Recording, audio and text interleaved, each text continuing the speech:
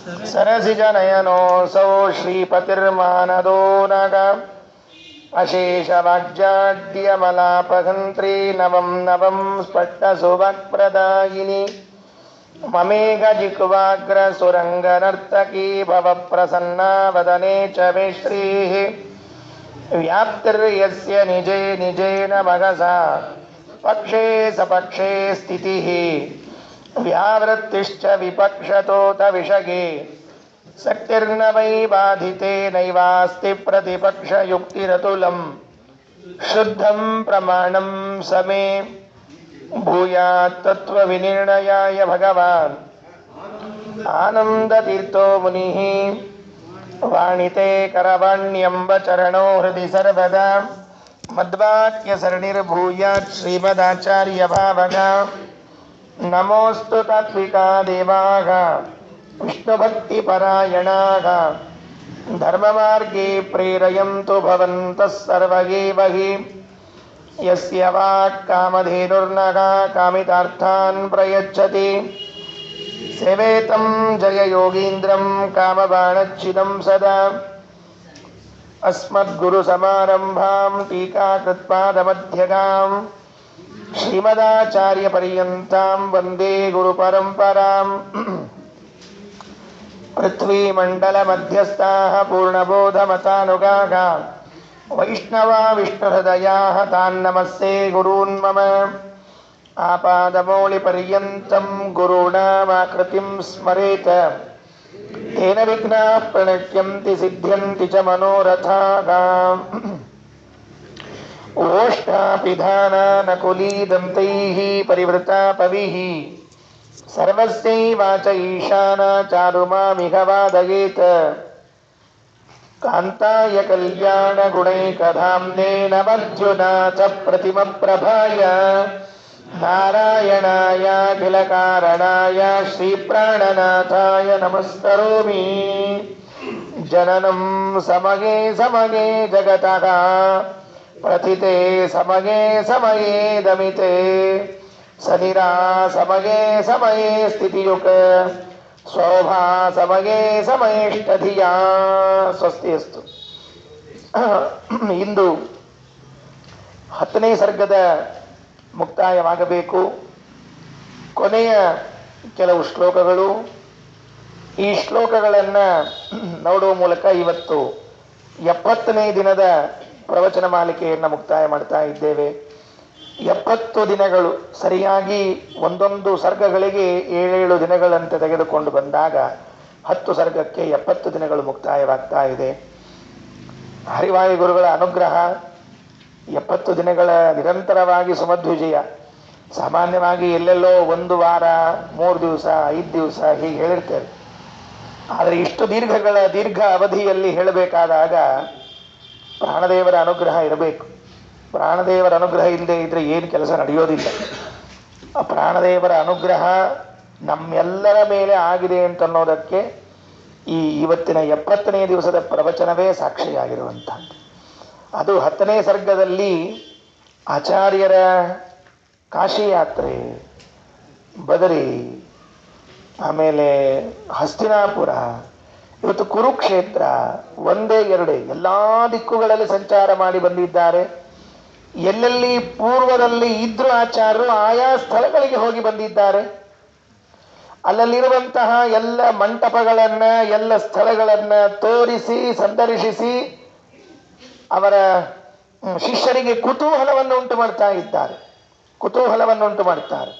ಇಲ್ಲಿ ನಾನು ಬಂದಿದ್ದೆ, ಇಲ್ಲಿ ನೀವು ಬಂದಿದ್ರಿ ಅಂತ ಹೇಳಿ ಪ್ರತಿಯೊಬ್ಬರಿಗೂ ಕೂಡ ಕುತೂಹಲವನ್ನು ಉಂಟು ಮಾಡಿ ಅವರಿಗೆಲ್ಲರಿಗೂ ಕೂಡ ಪೂರ್ವಜನ್ಮದ ಸ್ಮರಣೆಯನ್ನು ತಂದು ಕೊಡ್ತಾರೆ. ಆ ಕಾಶಿಯಲ್ಲಿ ನಡೆದಿರುವಂತಹ ಪ್ರವಚನ ಏನಿತ್ತು, ಆ ಪ್ರವಚನದ ವಿಷಯ ಏನು ಅಂತ ಮುಂದಿನ 4 ಶ್ಲೋಕಗಳಲ್ಲಿ ಹೇಳ್ತಾ ಇದ್ದಾರೆ. 4 ಶ್ಲೋಕಗಳು ಸೇರಿ 5 ಶ್ಲೋಕಗಳು ಸೇರಿ ಒಂದೇ ವಿಚಾರ. 49ನೇ ಶ್ಲೋಕದಿಂದ ಬೇರೆ ವಿಚಾರ. ಮತ್ತೆ 48ನೇ ಶ್ಲೋಕ ಇದೆ ನೋಡ್ರಿ. ಇದಕ್ಕೊಂದು ವಿಚಿತ್ರವಾದ ಹೆಸರಿದೆ. ಇದು ಶ್ಲೋಕ ಹೇಗಿದೆ ಅಂದರೆ, ನೀವು ಹೇಗೆ ಬರೆದ್ರೂ ಕೂಡ ಮತ್ತೆ ಅದೇ ಶ್ಲೋಕ ಅಲ್ಲಿಗೆ ಬಂದಿರಬೇಕು. ಮೇಲಿಂದ ಕೆಳಗೆ ಬರೆದರೂ ಶ್ಲೋಕ ಅಲ್ಲಿಗೆ ಬರಬೇಕು.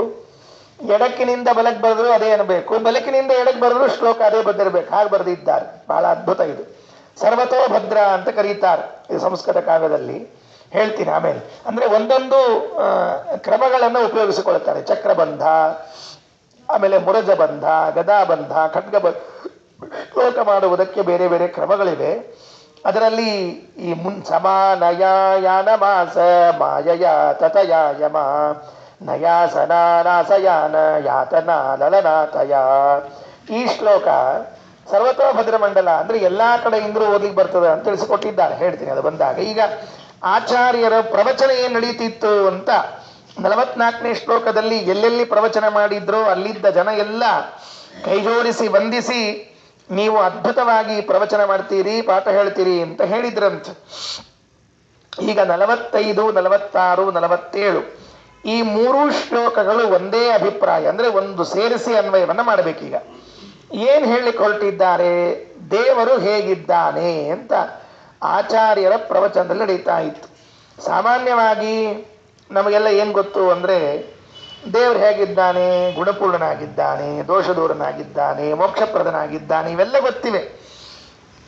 ಇದೇ ವಿಷಯವನ್ನೇ ಬೇರೆ ಬೇರೆ ಬೇರೆ ಭಾಷೆಯಲ್ಲಿ ಹೇಳ್ತಾ ಬರ್ತಾರೆ. ಈ ಸಬ್ಜೆಕ್ಟ್ ಇದೆ, ಬೇರೆ ಏನಿಲ್ಲ. ನೀವು ಕೇಳಿದ ವಿಷಯವೇ, ಹೇಳುವಾಗ ಮಾತ್ರ ವ್ಯತ್ಯಾಸ ಮಾಡ್ತಾರೆ. ಹೀಗಲ್ಲ ಹೀಗೆ, ಹೀಗಲ್ಲ ಹೀಗೆ ಅಂತಂತಾರೆ. ಶಬ್ದ ಇಡುವಾಗ ಹಾಗೆ ಹೇಳ್ತಿರ್ತಾರಷ್ಟೇ. ಅದಕ್ಕೆ ಅದನ್ನು ತಿಳಿಸುವಂತಹ ಮೊದಲನೇ ಶಬ್ದ, ಮೊದಲನೇ ಶ್ಲೋಕ.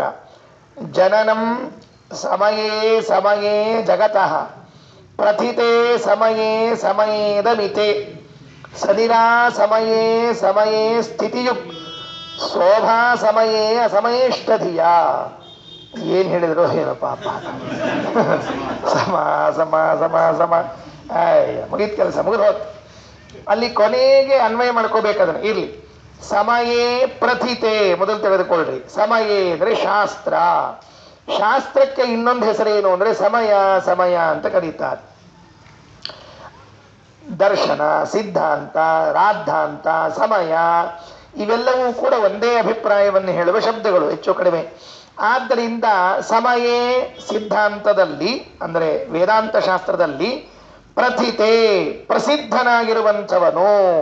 ಪ್ರಥಿತ ಅಂದ್ರೆ ಪ್ರಸಿದ್ಧ. ಸಕಲ ಶಾಸ್ತ್ರದಲ್ಲಿ ಪ್ರಸಿದ್ಧನಾಗಿದ್ದಾನೆ ಪರಮಾತ್ಮ.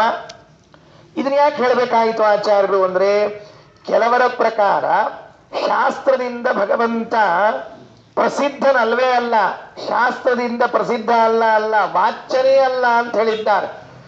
ದೇವರು ಶಾಸ್ತ್ರದಲ್ಲಿ ಹೇಳಿದ ಯಾವ ಶಬ್ದಗಳಿಂದಲೂ ಕರೆಯಲ್ಪಡುವುದಿಲ್ಲ. ಮಾಯಾವಾದಲ್ಲಿ ಹೀಗಿದೆ.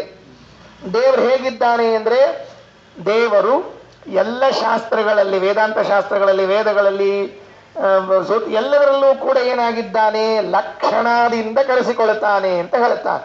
ಇರ್ಲಿ, ಅವೆಲ್ಲ ಮತ್ತೆ ಬೇರೆ ವಿಚಾರ.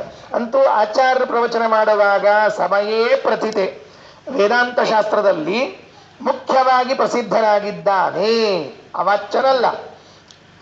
ಇನ್ನು ಮುಂದೆ ಸಮಯೇದ ಮಿತೆ ಅಂತಿದೆ ನೋಡಿ ಶಬ್ದ.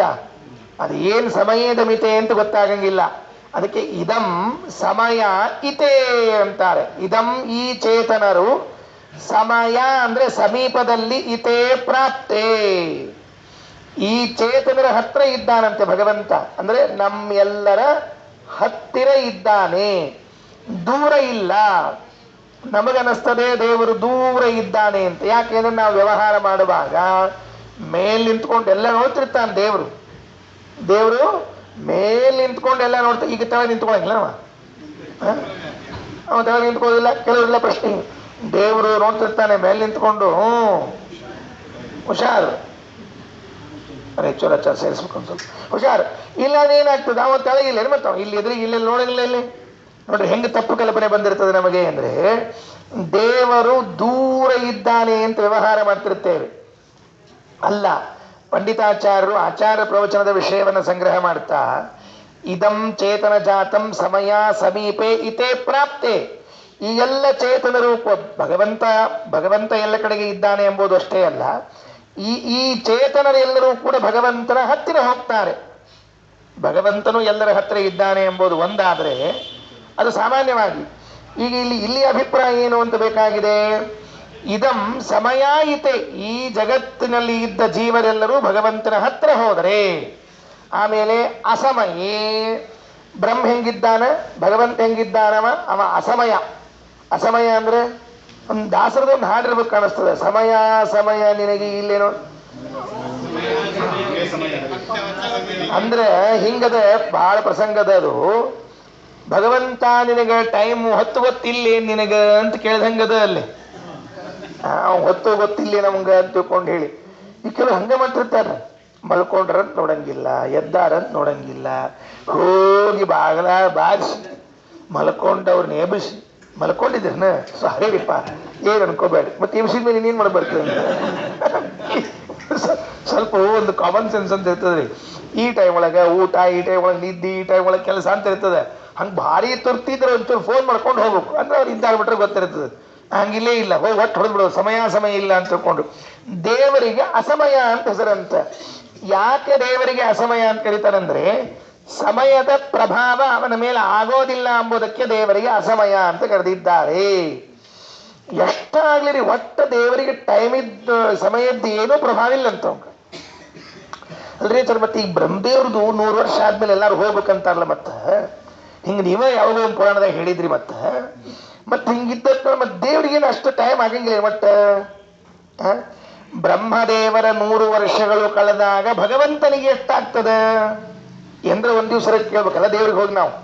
ಅಲ್ಪ ಮಹಾರಾಯ, ದೇವತೆಗಳಿಗೆ ಇಷ್ಟು, ಬ್ರಹ್ಮದೇವರಿಗೆ ಇಷ್ಟು, ಮನುಷ್ಯರಿಗೆ ಇಷ್ಟು, ಪ್ರಾಣಿಗಳಿಗೆ ಇಷ್ಟು, ಎಲ್ಲರಿಗೂ ಇಷ್ಟಿಷ್ಟು ಮಾಡೀನಿ, ನಿನಗೆಷ್ಟು ಅಂದ್ರೆ ನಿಮ್ದೆಲ್ಲಾರ್ದು ಕೂಡಿದ್ರೆ ನಂದು ಎಷ್ಟು ಗೊತ್ತೇನು ಇಷ್ಟು ಅಂದ. ಮುಗಿದೋದ್ ಕೆಲಸ. ಅಂದ್ರೆ ಯಾರೋ ಕೂತವ್ರು ಅವ್ ಕಣ್ಣು ಮುಚ್ಚಿ ಕಣ್ ತೆಗೆದ, ಇವ್ರು ಬಾಯಿ ಮುಚ್ಚಿ ಬಾಯಿ ತೆಗೆದ್ರು. ಅಂದ್ರು. ಯಾಕೆ ಅಂದ್ರೆ ದೇವರಿಗೆ ಒಂದು ರೆಪ್ಪೆ ಮುಚ್ಚಿ ತೆಗೆಯುವ ಕಾಲಕ್ಕೆ ಒಬ್ಬ ಬ್ರಹ್ಮದೇವ್ರ ಮನೆಗೆ ಹೋಗ್ಬಿಟ್ಟಿರ್ತಾರಂತ. ಒಬ್ಬ ಬ್ರಹ್ಮದೇವ್ರ ಮನೆಗೆ ಅವ್ರದ್ದು ತೆರಿಗೆ ಟಿಕೆಟ್ ಆಗಿರ್ತದೆ, ಅವ್ರು ಹೋಗ್ಬಿಡ್ತಾರೆ. ಇನ್ನೊಂದ್ಸಲಿ ಹಿಂಗ್ ಮುಚ್ಚಿಗೆ ಇನ್ನೊಬ್ರು ಬ್ರಹ್ಮದೇವ್ರು ಬಂದಿರ್ತಾರ. ಅದಕ್ಕೆ ದೇವರಿಗೆ ಕಾಲದ ಪರಿಣಾಮ ಇಲ್ಲ. ಅದಕ್ಕೆ ದೇವರು ಅಸಮಯೇ ಅಂತ ಕರೆದಿದ್ದಾರೆ.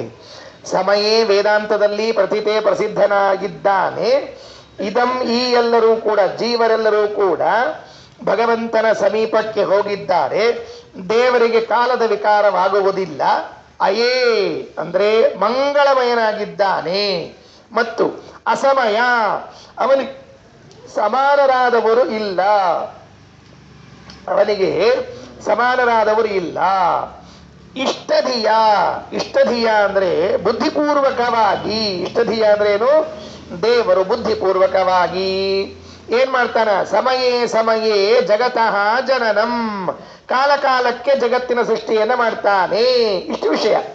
ಇದರಲ್ಲಿ ಏನೇನ್ ಬಂತು ಅಂತ ನೋಡ್ರಿ. ಈ ಎಲ್ಲ ವಿಷಯಗಳು ಕೂಡ ಮಾಯಾವಾದದ ಅಪೋಸಿಟ್, ಡೆಡ್ ಅಪೋಸಿಟ್ ಇರ್ತಕ್ಕಂಥದ್ದು. ಕಾಲ ಕಾಲ ಬಂದಾಗ ಭಗವಂತನು ಬುದ್ಧಿಪೂರ್ವಕವಾಗಿ ಜಗತ್ತಿನ ಸೃಷ್ಟಿಯನ್ನ ಮಾಡ್ತಾನ ಅಂತ ಆಚಾರ ವಿಷಯ. ಮಾಯಾವಾದದಲ್ಲಿ ಈ ಜಗತ್ತು ಬ್ರಹ್ಮನಲ್ಲಿ ಆರೋಪಿತ, ಬ್ರಹ್ಮನಿಗೆ ಅಜ್ಞಾನ ಬಂದದ್ದಕ್ಕೆ ಈ ಜಗತ್ತಾಗಿ ಇದೆ. ಒಂದೊಮ್ಮೆ ಬ್ರಹ್ಮನ ಅಜ್ಞಾನ ಹೋದ್ರೆ ಈ ಜಗತ್ತು ಹೊರಟು ಹೋಗ್ತದೆ ಅಂತದ. ಅಂದ್ರೆ ಅವ್ರ ಪ್ರಕಾರ ಅಜ್ಞಾನ ಅಂದ್ರೆ ಅಬುದ್ಧಿಪೂರ್ವ, ಅಬುದ್ಧಿಪೂರ್ವಕವಾಗಿದೆ ಅಂತ ಹೇಳೋರು ಮಾಯಾವಾದಿಗಳು. ನಮ್ಮ ಆಚಾರ ಅಂತಾರೆ ಬುದ್ಧಿಪೂರ್ವಕವಾಗಿ, ಇಚ್ಛಾಪೂರ್ವಕವಾಗಿ, ಪ್ರಯತ್ನ ಪೂರ್ವಕವಾಗಿ ಈ ಜಗತ್ತನ್ನು ಸೃಷ್ಟಿ ಮಾಡ್ತಾನೆ. ನೋಡ್ರಿ, ದೇವರು ನಮ್ಮನ್ನ ಸೃಷ್ಟಿ ಮಾಡುವಾಗ ಬುದ್ಧಿ ಇಲ್ಲದೆ ಸೃಷ್ಟಿ ಮಾಡಿದಾನೆ ಅಂತ ಇಟ್ಕೊಳ್ರಿ, ಎಷ್ಟು ಸಮಸ್ಯೆ ಆಗ್ತಿತ್ತು ನೋಡ್ರಿ. ವಿಚಾರ ಮಾಡ್ರಿ. ಒಬ್ಬೊಬ್ಬರು ಬೈತಿದ್ಲು ಅವಂಗ. ಇಷ್ಟೆಲ್ಲ ಮಾಡಿದ ಮೇಲೂ ಬೈತೀವಿ, ನಿಂಗೇನು ಬುದ್ಧಿ ಏನು ಅಂತ ತಿಳ್ಕೊಂಡು ಹೇಳಿ. ಇಷ್ಟೆಲ್ಲ ಮಾಡಿ ಕೊಟ್ಟೆಲ್ಲ ಮಾಡಿದ ಮೇಲೂ ದೇವ್ರಿಗೆ ನಾವು ಕೇಳೋದು ಬುದ್ಧದೇ ನಿನಗೆ ಅಂತ ತಿಳ್ಕೊಂಡು. ಇನ್ನು ಬುದ್ಧಿ ಇಲ್ಲದೇನೆ ಸೃಷ್ಟಿ ಮಾಡಿಬಿಟ್ಟಿದ್ದ ಅಂದ್ರೆ ಮುಗಿದು ಹೋಗ್ತಿತ್ತು ಕೆಲಸ. ಎಷ್ಟು ವ್ಯವಸ್ಥಿತವಾಗಿ ಮಾಡಿದ್ದಾನೆ ನೋಡ್ರಿ ನಮ್ಮನ್ನು. ಜಗತ್ತನ್ನು ಎಷ್ಟು ವ್ಯವಸ್ಥಿತವಾಗಿ ಸೃಷ್ಟಿ ಮಾಡಿದ್ದಾನೆ. ಜಗತ್ತನ್ನ, ನಮ್ಮನ್ನ, ಎಲ್ಲರನ್ನೂ ವ್ಯವಸ್ಥಿತವಾಗಿ ಬುದ್ಧಿಪೂರ್ವಕವಾಗಿ, ಬರೇ ಬುದ್ಧಿಯಿಂದಲ್ಲ, ಇಚ್ಛಾಪೂರ್ವಕವಾಗಿ. ಹೇಗೆ ತಂದೆ ತಾಯಿಗಳು ಮಕ್ಕಳನ್ನ ಹಡಿಯುವಾಗ ಇಚ್ಛೆಯಿಂದ ಹಡಿತಾರೋ, ನಮಗಿಂಥ ಮಗು ಹುಟ್ಲಿ ಅಂತ ಹೇಳಿ, ಆಗ್ತದೆ ಬಿಡ್ತದೆ ಬೇರೆ ವಿಷಯ. ಇಚ್ಛಾಂತರ ಮಾಡ್ತಾರೆ, ಒಳ್ಳೆ ಇಚ್ಛಾ ಆಗ್ಲಿ ಅಂತ ಹೇಳಿ. ಆಮೇಲೆ ಹೇಗೆ ಒಬ್ಬ ಕುಂಬಾರ ಪ್ರಯತ್ನ ಪೂರ್ವಕವಾಗಿ ಗಡಿಗೆಯನ್ನು ನಿರ್ಮಾಣ ಮಾಡ್ತಾನೋ, ಹೇಗೆ ಒಬ್ಬ ಅಭಿಯಂತ, ಇಂಜಿನಿಯರ್ ಬುದ್ಧಿಪೂರ್ವಕವಾಗಿ ಒಂದು ಬಿಲ್ಡಿಂಗ್ ಅನ್ನು ನಿರ್ಮಾಣ ಮಾಡ್ತಾನೋ, ಹಾಗೆ ದೇವರು ಇಚ್ಛಾ, ಜ್ಞಾನ, ಪ್ರಯತ್ನಗಳಿಂದ ಈ ಜಗತ್ತನ್ನು ನಿರ್ಮಾಣ ಮಾಡ್ತಾನೆ ಹೊರತಾಗಿ ಅಬುದ್ಧಿಪೂರ್ವಕವಾಗಿ ಅಜ್ಞಾನದಿಂದ ಜಗತ್ತು ನಿರ್ಮಾಣ ಮಾಡಿದ ಅಂತ ತಿಳಿಬೇಡ್ರಿ. ಆಚಾರ್ಯ ಈ ಪ್ರವಚನವನ್ನು ಹೇಳ್ತಾರೆ. ಇದು ಪ್ರವಚನದ ವಿಷಯ. ಇನ್ನು ಮತ್ತೇನ್ ಮಾಡ್ತಾನೆ? ಕಾಲೇ ಕಾಲೇ ಸಮಯೇ ಸಮಯೇ, ಕಾಲ ಕಾಲ ಬಂದಾಗ ಸರಿಯಾಗಿ ಜಗತ್ತಿನ ನಿರ್ಮಾಣವನ್ನು ಮಾಡ್ತಾನೆ. ಬರೇ ನಿರ್ಮಾಣ ಅಲ್ಲ, ಸನಿರಾಸಂ, ಮುಗಿಸ್ತಾನೆ ಅದನ್ನು. ನಿರಾಸವನ್ನೂ ಮಾಡ್ತಾನೆ, ಬರೇ ಸೃಷ್ಟಿ ಮಾಡ್ತಾನೆ ಅಂತ ತಿಳಿಬೇಡ್ರಿ, ಸಂಹಾರವನ್ನೂ ಮಾಡ್ತಾನೆ. ಆಶ್ಚರ್ಯ ಆಗ್ತದೆ. ಯಾವುದೋ ಒಂದು ಪದಾರ್ಥವನ್ನ ಎಂದೋ ಒಮ್ಮೆ ಸೃಷ್ಟಿ ಮಾಡಿರ್ತಾನೆ, ಒಮ್ಮೆ ಅದು ಎಂದು ನಾಶ ಆಗ್ತದೆ ಗೊತ್ತಾಗಂಗಿಲ್ಲ ನಮಗೆ. ಹೊಡೆದಾಗ ಗೊತ್ತಾಗೋದು, ಅಯ್ಯಯ್ಯೋ ಮುರಿತ್ ನೋಡು, ಅಯ್ಯೋ ಹೋಯಿತ್ ನೋಡು. ಅಲ್ಲಿವರೆಗೆ ನಮಗೆ ಆ ವಸ್ತುವಿನ ಬಗ್ಗೆ ಏನು ಕಲ್ಪನೆ ಇರೋದಿಲ್ಲ. ಆಮೇಲೆ ಸ್ಥಿತಿಯುಕ್ತ, ಅದನ್ನು ಸ್ಥಿತಿಯನ್ನು ಮಾಡ್ತಾ ಇದ್ದಾನೆ. ಶೋಭಾ ಸಮಯೇ ಸ್ವರೂಪಭೂತವಾದ ಜ್ಞಾನೇಚ್ಛಾ ಸ್ವರೂಪನಾದವನು ಭಗವಂತ ಅಂತ ಒಂದು. ಇನ್ನು ಎರಡನೇದ್ದು, ವರ್ತಸ್ವಾಧ್ಯದಿ ಸರ್ವಂ ದಿವೇದಂ ಸೋರಿಷಂ ಸ್ವತಂತ್ರೋ ವಿಷ್ಣು ಉಜ್ಜಾಸಯ ದುಷ್ಟಾನಾಂ ಸಂಸ್ಕುರು ಸಾಧೂನ್ ಗುಣಾಭಿಪೂರ್ಣೋಪ್ಯಗುಣಃ. ವರ್ತಸ್ವ, ಈ ಭಗವಂತನಿದ್ದಾನಲ್ಲ, ವರ್ತತೆ, ವರ್ತಸ್ವ ಅಂದ್ರೆ ವರ್ತತೆ, ಇದ್ದಾನ. ಹೆಂಗಿದ್ದಾನವ? ಸ್ವತಂತ್ರ, ಸ್ವತಂತ್ರನಾಗಿದ್ದಾನೆ. ಮತ್ತೆ ಇದಂ ಸರ್ವಂ ಅದಿ, ಈ ಜಗತ್ತಿನ ಅತ್ಯಂತ ಹತ್ತಿರದಲ್ಲಿ ಇದ್ದಾನೆ. ಆಗಲೇ ಹೇಳಿದ್ನಲ್ಲ, ಅದು ಇಲ್ಲಿ ವಿಷಯ. ಅಲ್ಲಿ ಜೀವರೆಲ್ಲರೂ ಭಗವಂತನನ್ನು ಹೊಂದುತ್ತಾರೆ ಅಂತ ತಿಳ್ಕೊಳ್ರಿ. ಇಲ್ಲಿ ದೇವರು ನಮ್ಮೆಲ್ಲರಲ್ಲಿ ಇದ್ದಾನೆ, ನಮ್ಮೆಲ್ಲರ ಹತ್ರ ಇದ್ದಾನೆ. ಎಷ್ಟು ಹತ್ರ ಇದ್ದಾನೆ ಅಂತ ಕೇಳಿದಂತೆ ಯಾರೋ ಒಬ್ರು, ಎಷ್ಟು ಹತ್ರ ಇದ್ದಾನೆ ಅಂತ ಕೇಳಿದ್ರೆ ಅತ್ಯದಿ, ಅತ್ಯಂತ ಸಮೀಪ. ಅತ್ಯಂತ ಸಮೀಪ ಅಂದ್ರೆ ನನಗಿಂತಲೂ ದೇವರು ನನ್ನ ಸಮೀಪದಲ್ಲಿ ಇದ್ದಾನಂತೆ. ಅಲ್ರಿ, ಹಿಂಗೆಲ್ಲ ಏನೇನು ಹೇಳ್ಬೇಡ್ರಿ, ಸ್ವಲ್ಪ ಸರಿತನೆ ಹೇಳ್ರಿ. ನನ್ನ ಸಮೀಪ ನಾ ಇರ್ತೀನಿ, ನನ್ನ ಸಮೀಪ ನನಗಿಂತಲೂ ದೇವರು ಇದ್ದಾನಂದ್ರೆ ಅರ್ಥ ಹೇಳಬೇಕು. ನಾವೇನು ತಿಳಿದಿದ್ದೇವೆ, ಈ ದೇಹದ ಒಳಗೆ ಹೃದಯ, ಹೃದಯದೊಳಗೆ ಜೀವ, ಅಲ್ಲಿ ದೇವರಿದ್ದಾನ ಅಂತ. ಅಲ್ಲ, ಅಷ್ಟೇ ಅಲ್ಲ, ಜೀವನ ಸ್ವರೂಪದ ಒಳಗೂ ದೇವರಿದ್ದದ್ರಿಂದಾಗಿ ಮೊದಲು ಅವ ಹೊರಗೆ ನಾವಿದ್ದೀವಿ. ಹೀಗಾಗಿ ಅತ್ಯಂತ ಹತ್ತಿರದಲ್ಲಿ ಇದ್ದವನು ಯಾರು ಅಂತ ಕೇಳಿದ್ರೆ ದೇವರೇ. ತದೇವ ಬ್ರಹ್ಮತ್ವಂ ವಿದ್ಧಿ ನೇದಂ ಯದಿದಂ ಉಪಾಸತೆ. ಅವನೇ ಬ್ರಹ್ಮ, ಯತ್ ಇದಂ ಉಪಾಸತೆ. ನಿನ್ನ ಹತ್ರ ತುಂಬಾ ಹತ್ತಿರದ ಸಂಬಂಧಿ ಯಾರು, ಹತ್ತಿರದವನು ಯಾರು ಅಂದ್ರೆ ಪರಮಾತ್ಮ ಅಂತ. ಉಳಿದವರೆಲ್ಲ ಏನು? 10 ದಿವಸದವರು ಅಂತ.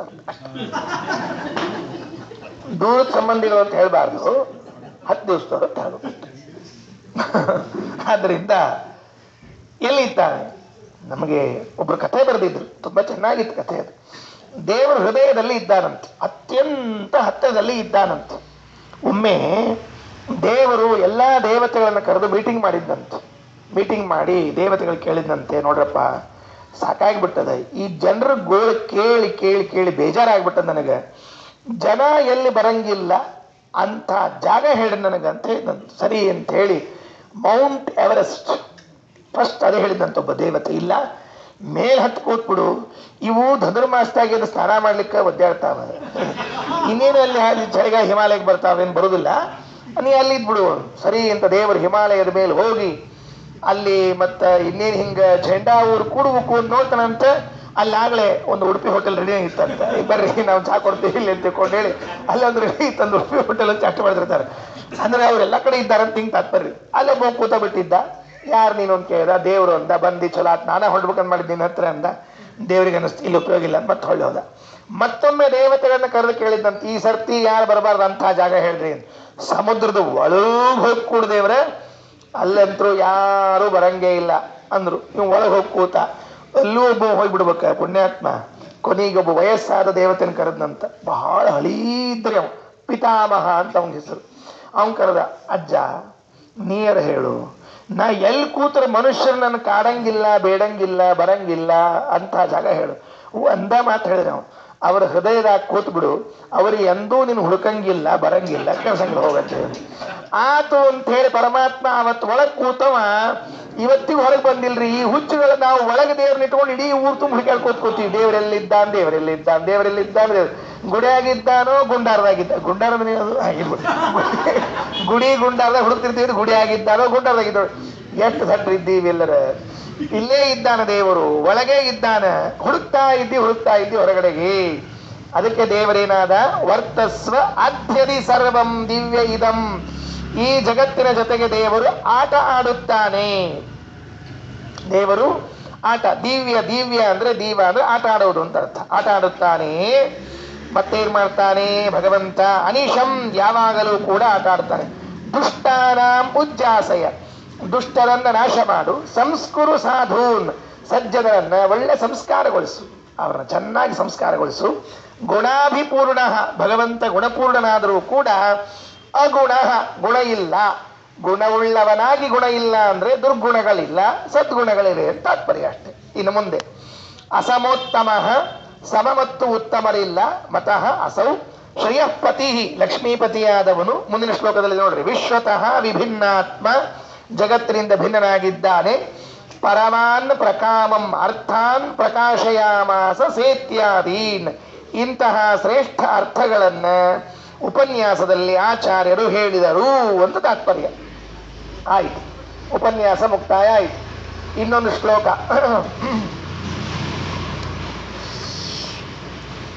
ಏನು ಅಂತಂದ್ರೆ ನೋಡ್ರಿ, ಇದರಲ್ಲಿ ಹೇಳಿದ್ನಲ್ಲ, ಯಾವ ಕಡೆಯಿಂದ ನೋಡಿದರೂ ಕೂಡ ಬರುವಂತಹ ಶ್ಲೋಕ. ಮೇಲ್ ನೋಡ್ಲಿಕ್ಕೆ ನಿಮಗೇನು ಅನಿಸ್ತದೆ ಅಂದ್ರೆ ಇದೇನು ಹೇಳಲಿಕ್ಕೆ ಹೊರಟಿದ್ದಾರೋ ಏನೋ ಅಂತ ಅನಿಸ್ತಿರ್ಬೇಕಷ್ಟೆ. ಅದು ಇದಕ್ಕೆಲ್ಲ ವಾಸ್ತವಿಕವಾಗಿ ಇದಕ್ಕೊಂದು ಬೋರ್ಡ್ ಇದ್ರೆ ತುಂಬಾ ಚೆನ್ನಾಗಿರೋದು. ಇದಕ್ಕೆ ಈ ಶ್ಲೋಕ ಬರೋದು ತೋರಿಸ್ಲಿಕ್ಕೆ ಒಂದು ಬೋರ್ಡ್ ಇದ್ಬಿಟ್ಟಿದ್ರೆ ಭಾರಿ ಆನಂದ. ಈ ಶ್ಲೋಕ ನೀವು ಹೆಂಗರ ಬರ್ರಿ, ಹಂಗ ಬರ್ಬೇಕದು, ಹಂಗ ಬರೋ ಹಂಗೆ ವ್ಯವಸ್ಥೆ ಮಾಡಿದ್ದಾರೆ ನೋಡ್ರಿ. ಹೆಂಗ ಸಮಾನಯ ಯಾನ ಮಾಸ ಓದ್ರಿ, ನೋಡಂತ ಉಲ್ಟಾ ಓದ್ರಿ. ಸಮಾನಯ ಯಾನ ಮಾಸ ಉಲ್ಟಾ ಆಗ್ತದೆ ನೋಡ್ರಿ. ಹೆಂಗದ, ನೀವು ಹೆಂಗ್ ಓದಿದ್ರೆ ಹಂಗ ಬರ್ಬೇಕದು. ಸಮಾನಯ ಯಾನ ಮಾಸ ಮಾಯಯ ತತಯಾಯಮ, ಆ ಕಡೆಯಿಂದ ಹೋದ್ರಿ. ಮಾಯಯ ತತಯಾಯಮ ನಯಾಸನ ನಾಸಯಾನ್, ಉಲ್ಟಾ ಹೋದ್ರಿ. ನಯಾಸನ ನಾಸಯಾನ್ ಯಾತನಾ ಲಲನಾತಯ, ಯಾತನಾ ಲಲನಾತಯ. ಇದು ಇಂಥ ಭಾಳ ಚಂದ ಶ್ಲೋಕ. ಸಂಸ್ಕೃತ ಸಾಹಿತ್ಯ ಓದಿಬಿಟ್ರೆ ಇಷ್ಟು ಆನಂದ ಆಗ್ತಾ ಹೇಳ್ತೀನಿ. ಬ್ಯಾರೇದು ಇನ್ಯಾವ ನಮಗೆ ಅದೇನೋ ಅಂತಿರ್ತಾರಲ್ಲ, ಎಂಟರ್ಟೈನ್ಮೆಂಟ್ ಅಂತ ಕರಿತಿರ್ತಾರಲ್ಲ ಇಂಗ್ಲಿಷ್ನಾಗ, ದರಿದ್ರ ಶಬ್ದ, ಅಂಥದ್ದು ಇನ್ಯಾವುದು ಬೇಕಾಗಿಲ್ರಿ ನಮಗೆ. ನಮ್ಮ ಸಂಸ್ಕೃತ ಸಾಹಿತ್ಯ ಇರ್ಲಾರ್ದಂಥದ್ದು ಇಂಥದ್ದೊಂದು ಹುಡುಕಿ ಕೊಟ್ಬಿಡ್ರಿ ನೋಡಂತ. ಇಲ್ಲೇ ಇಲ್ರಿ. ಇದು ಇವರು ಗುರುಭಕ್ತಿಯಿಂದ ಕಾವ್ಯ ಮಾಡ್ಯಾರ. ಯಾರವರು? ನಾರಾಯಣ ಪಂಡಿತಾಚಾರ್ಯ. ಹಿಂಗಾಗಿ ಭಾಳ ಬೆಳೆಸಿಲ್ರಿ. ವಾದರಾಜ ಸ್ವಾಮಿ ರುಕ್ಮಿಣೀಶ್ ವಿಜಯದೊಳಗೆ ಹಿಂಗೆ ಬೆಳೆಸ್ಯಾರ ಹೇಳ್ತೀನಿ ನಿಮಗೆಲ್ಲರ. ಅವ್ರು ಇಂಥ ಅಲಂಕಾರ ಬಳಸಿಲ್ಲ, ಇಂಥ ಹೇಳಿಲ್ಲ ಅಂತ ಇಲ್ಲೇ ಇಲ್ರಿ. ಇನ್ನೊಂದು ಚಮತ್ಕಾರ ಸುಮ್ಮನೆ ನೆನಪಾತಂತ ಹೇಳ್ತಿರ್ತೀನಿ. ಅದು ಪ್ರಸಕ್ತಾತ್ ಸ್ಮಾರಿತೋಯಂ ವಿಶೇಷ ಅಂತೇಳಿ. ಇಡೀ ಪಾದ ಹಿಂಗೆ ಮುಗಿಸ್ಕೊಂಡು ಬಂದ್ಕೊಳ್ಳಿ, ಕೊನೆಗೆ ನಿಲ್ತಿರ್ತದೆ ನೋಡ್ರಿ, ಅದು ಮುಂದೆ ಕಂಟಿನ್ಯೂ ಆಗ್ತಿರ್ತದೆ. ಅದು ಅಲ್ಲಿಗೇನು ಮುಗಿತಲ್ಲ, ಅದು ಮುಂದೆ ಕಂಟಿನ್ಯೂ ಆಗ್ತದೆ. ಇದು ಹಿಂಗೂ ಹೋದ್ರಿ ಒಂದ ಅದ, ಬರೀ ಹಿಂಗೂ ಅಲ್ಲ. ಇದನ್ನ ಹಿಂಗ ಉದ್ದಕ್ಕೆ ಬರಿತೀರಾ, ಆಮೇಲೆ ಹಿಂಗ ಉದ್ದಕ್ಕೆ ಬರೀರಿ. ಇಷ್ಟು ಹಂಗೆ ಬರ್ತದೆ, ಮತ್ತೆ ಹಂಗೆ ಬರ್ತದೆ. ಮನೆಗೆ ಹೋಗಿ ನಿಧಾನ ಕುತ್ಕೊಂಡು ಬರೆದು ಎಲ್ಲ ಇಲ್ಲೇ ಬಂದು ಬಿಡ್ಬೇಡ್ರಿ, ಯಾಕಂದ್ರೆ ಮತ್ತೆ ನಾ ಮುಂದಿನ ಪ್ರೋತ್ಸಾಹ ಆಗ್ಬೇಕಾಗ್ತಿರ್ತದೆ. ಅದಕ್ಕೆ ಅಲ್ಲ, ಸುಮ್ಮನೆ ಹೇಳಿ ಉಳಿದವ್ರಿಗೆ ಕೇಳ್ತಾರೆ. ಅದು ಸಮಾನಯಾನ ಮಾಸ ಅಂತ ಹಿಂಗೆ ಬರೆದಿರ್ತೀರಿ. ಸಮಾನಯಾನ ಮಾಸ ಅಂತ ಬರೆಯೋದು ಮುಂದೆ. ಮುಂದಿನ ಸಾಲಿ ಈ ಕಡೆ ಬರೋದು ಮತ್ತೆ ಹಿಂಗ ಬರ್ಕೋತ ಹೋದ್ರಿ ಅಂದ್ರೆ ಪೂರ್ಣ ಸರ್ವತೋ ಭದ್ರಮಂಡಲ. ಆ ಕಡೆಯಿಂದ ಹೋದ್ರಿ, ಈ ಕಡೆಯಿಂದ ಹೋದ್ರಿ, ಈ ಕಡೆ ಎಲ್ಲಾ ಕಡೆಯಿಂದಲೂ ಕೂಡ ಹಾಗೆ ಅರ್ಥ ಬರುವಂತಹದ್ದಿದೆ. ಸರಿ, ಏನು ಹೇಳಿಕ್ಕೆ ಹೊರಟಿದ್ದೆ ಅಂದ್ರೆ, ರುಕ್ಮಿಣೀಶ ವಿಜಯದಲ್ಲಿ ವಾದರಾಜ ಸ್ವಾಮಿಗಳು ಶೃಂಖಲಾ ಬಂಧ ಯಮಕ ಅಂತ ಒಂದು ಕರೆದಿದ್ದಾರೆ. ಶೃಂಖಲಾ ಬಂಧ ಅಂದ್ರೆ ಏನ್ ಗೊತ್ತೇನ್ರಿ? ಚೈನ್ ಇರ್ತದಲ್ಲ, ಕೊಳ್ಳ ಹಾಕೊಂಡ್ರೆ ಚೈನು. ಆ ಚೈನು ಹಿಂಗ ಮುಗಿದಿರ್ತದೆ, ಇನ್ನೊಂದು ಹಿಂಗೆ ಕೂಡ್ಕೊಂಡಿರ್ತದೆ. ಅದಕ್ಕೆ ಚೈನ್ಗಳು ಕೊಂಡು ಹಿಂಗ ಒಂದು ಮುಗಿದ ಹಿಂಗೆ ಕೂಡ್ತದಲ್ಲ, ಹಂಗ ಶ್ಲೋಕ ಬರ್ದಾರ್ರಿ. ಶ್ಲೋಕ ಹೆಂಗ್ ಬರ್ಲಿಕ್ಕೆ ಬರ್ತದ? ಇತ್ತಂ ಗಿರಾ ಕಾಪಿತಮರ್ಚಯಂತಿ ಯಂತೀವ್ರ ಯೋಗೈರ್ಮುನಯೋ ಗುರಂತೆ ರಂತೇತಿ ಮತ್ವಾ ಗಲಿತಾತ್ಮಹಾರ ಹಾರಾಮ ಕೃಷ್ಣೇತ್ಯಪತಚ್ಚುಚಾರ್ಥ. ಮೊದಲನೇ ಪಾದದ ಕೊನೆಯ ಅಕ್ಷರ ಮುಂದಿನಕ್ಕೆ ಸೇರ್ಬೇಕು, ಮುಂದಿನ ಪಾದದ ಮುಂದಿನ ಸೇರಿಸ್ಬೇಕು. ಅದಕ್ಕೆ ಶೃಂಖಲಾ ಬಂದ ಯಮಕ ಅಂತ ಹಿಂಗೆ ಕೊಂಡಿ ಹಾಕಿದಂಗ ಕರ್ಕೊಂಡು ಹೋಗ್ತಿರ್ಬೇಕು. ಇತ್ತಂ ಗಿರಾ ಕಾಪಿತಮರ್ಚಯಂತಿ ಯಂತೀವ್ರ ಯೋಗೈರ್ಮುನಯೋ ಗುರಂತೆ ರಂತೇತಿ ಮತ್ವಾ ಗಲಿತಾತ್ಮಹಾರ ಹಾ ರಾಮ ಕೃಷ್ಣೇತ್ಯಪತಚ್ಚುಚಾರ್ಥ.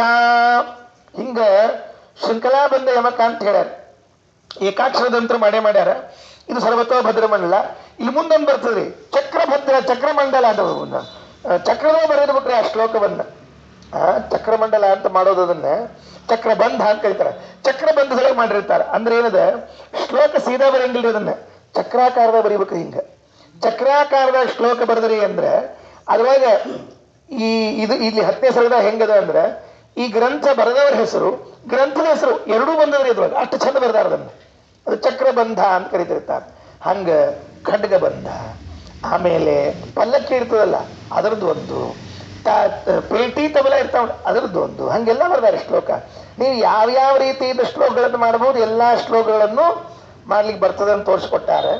ಅದಕ್ಕೆ ಇವರು ಬಹಳ ಹೇಳಿಲ್ಲ, ಸ್ವಲ್ಪ ಒಂದು ಸುಮ್ಮನೆ ಶಾಂಪಲ್ ತೋರಿಸೋಣ ಅಂತ ತಿಳ್ಕೊಂಡು ಹೇಳಿ ಸರ್ವತೋಭದ್ರ ಬಂಧ ತೋರಿಸಿದ್ದಾರೆ. ಅದಕ್ಕೆ ಬಹಳ ಚೆನ್ನಾಗಿದೆ.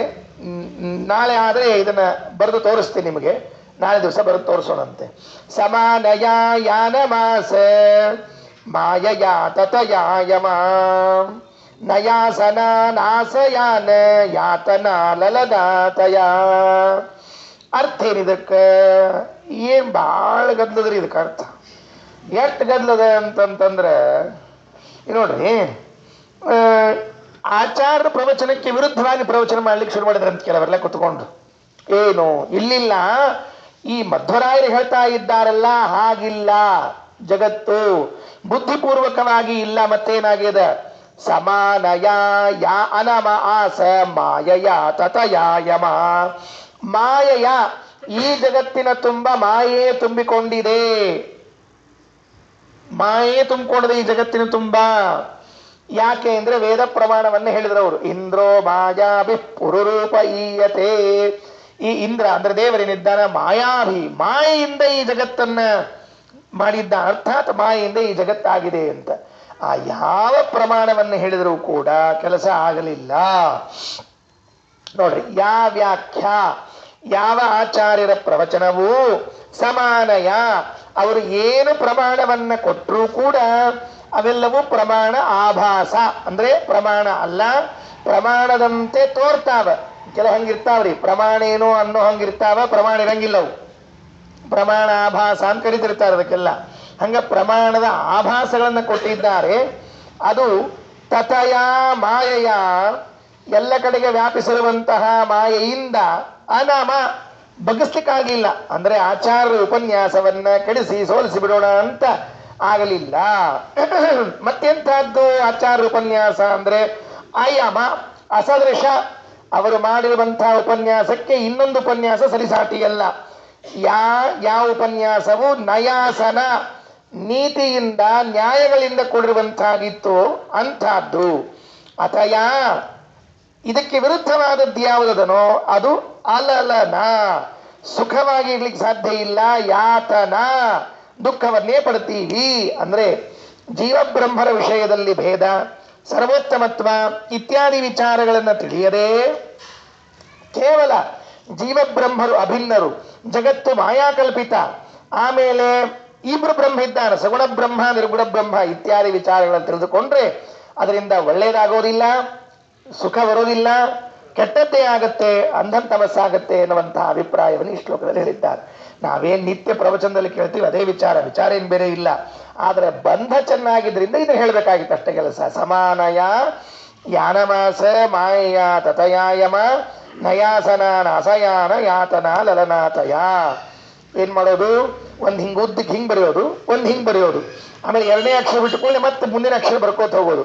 ಹಿಂಗ್ ಬರೆದು ಓದಿದ್ಮೇಲೆ ಹಿಂಗ್ ಬರೆದು ಓದಿದ್ರು ಕೂಡ ಎಡಗಡೆಯಿಂದ ಬಲಕ್ಕೆ, ಬಲಗಿಂದ ಎಡಗೆ ಕೂಡ ಇದೇ ಅರ್ಥವೇ ಬರ್ತದೆ ಅಂತ ತಿಳ್ಕೊಳ್ರಿ. ಸದ್ಯಕ್ಕೆ ಇಷ್ಟು ಸಾಕು ನಮಗೆ. ಇನ್ನು ಮುಂದೆ 49ನೇ ಶ್ಲೋಕ ಹೋಗೋಣವಂತೆ.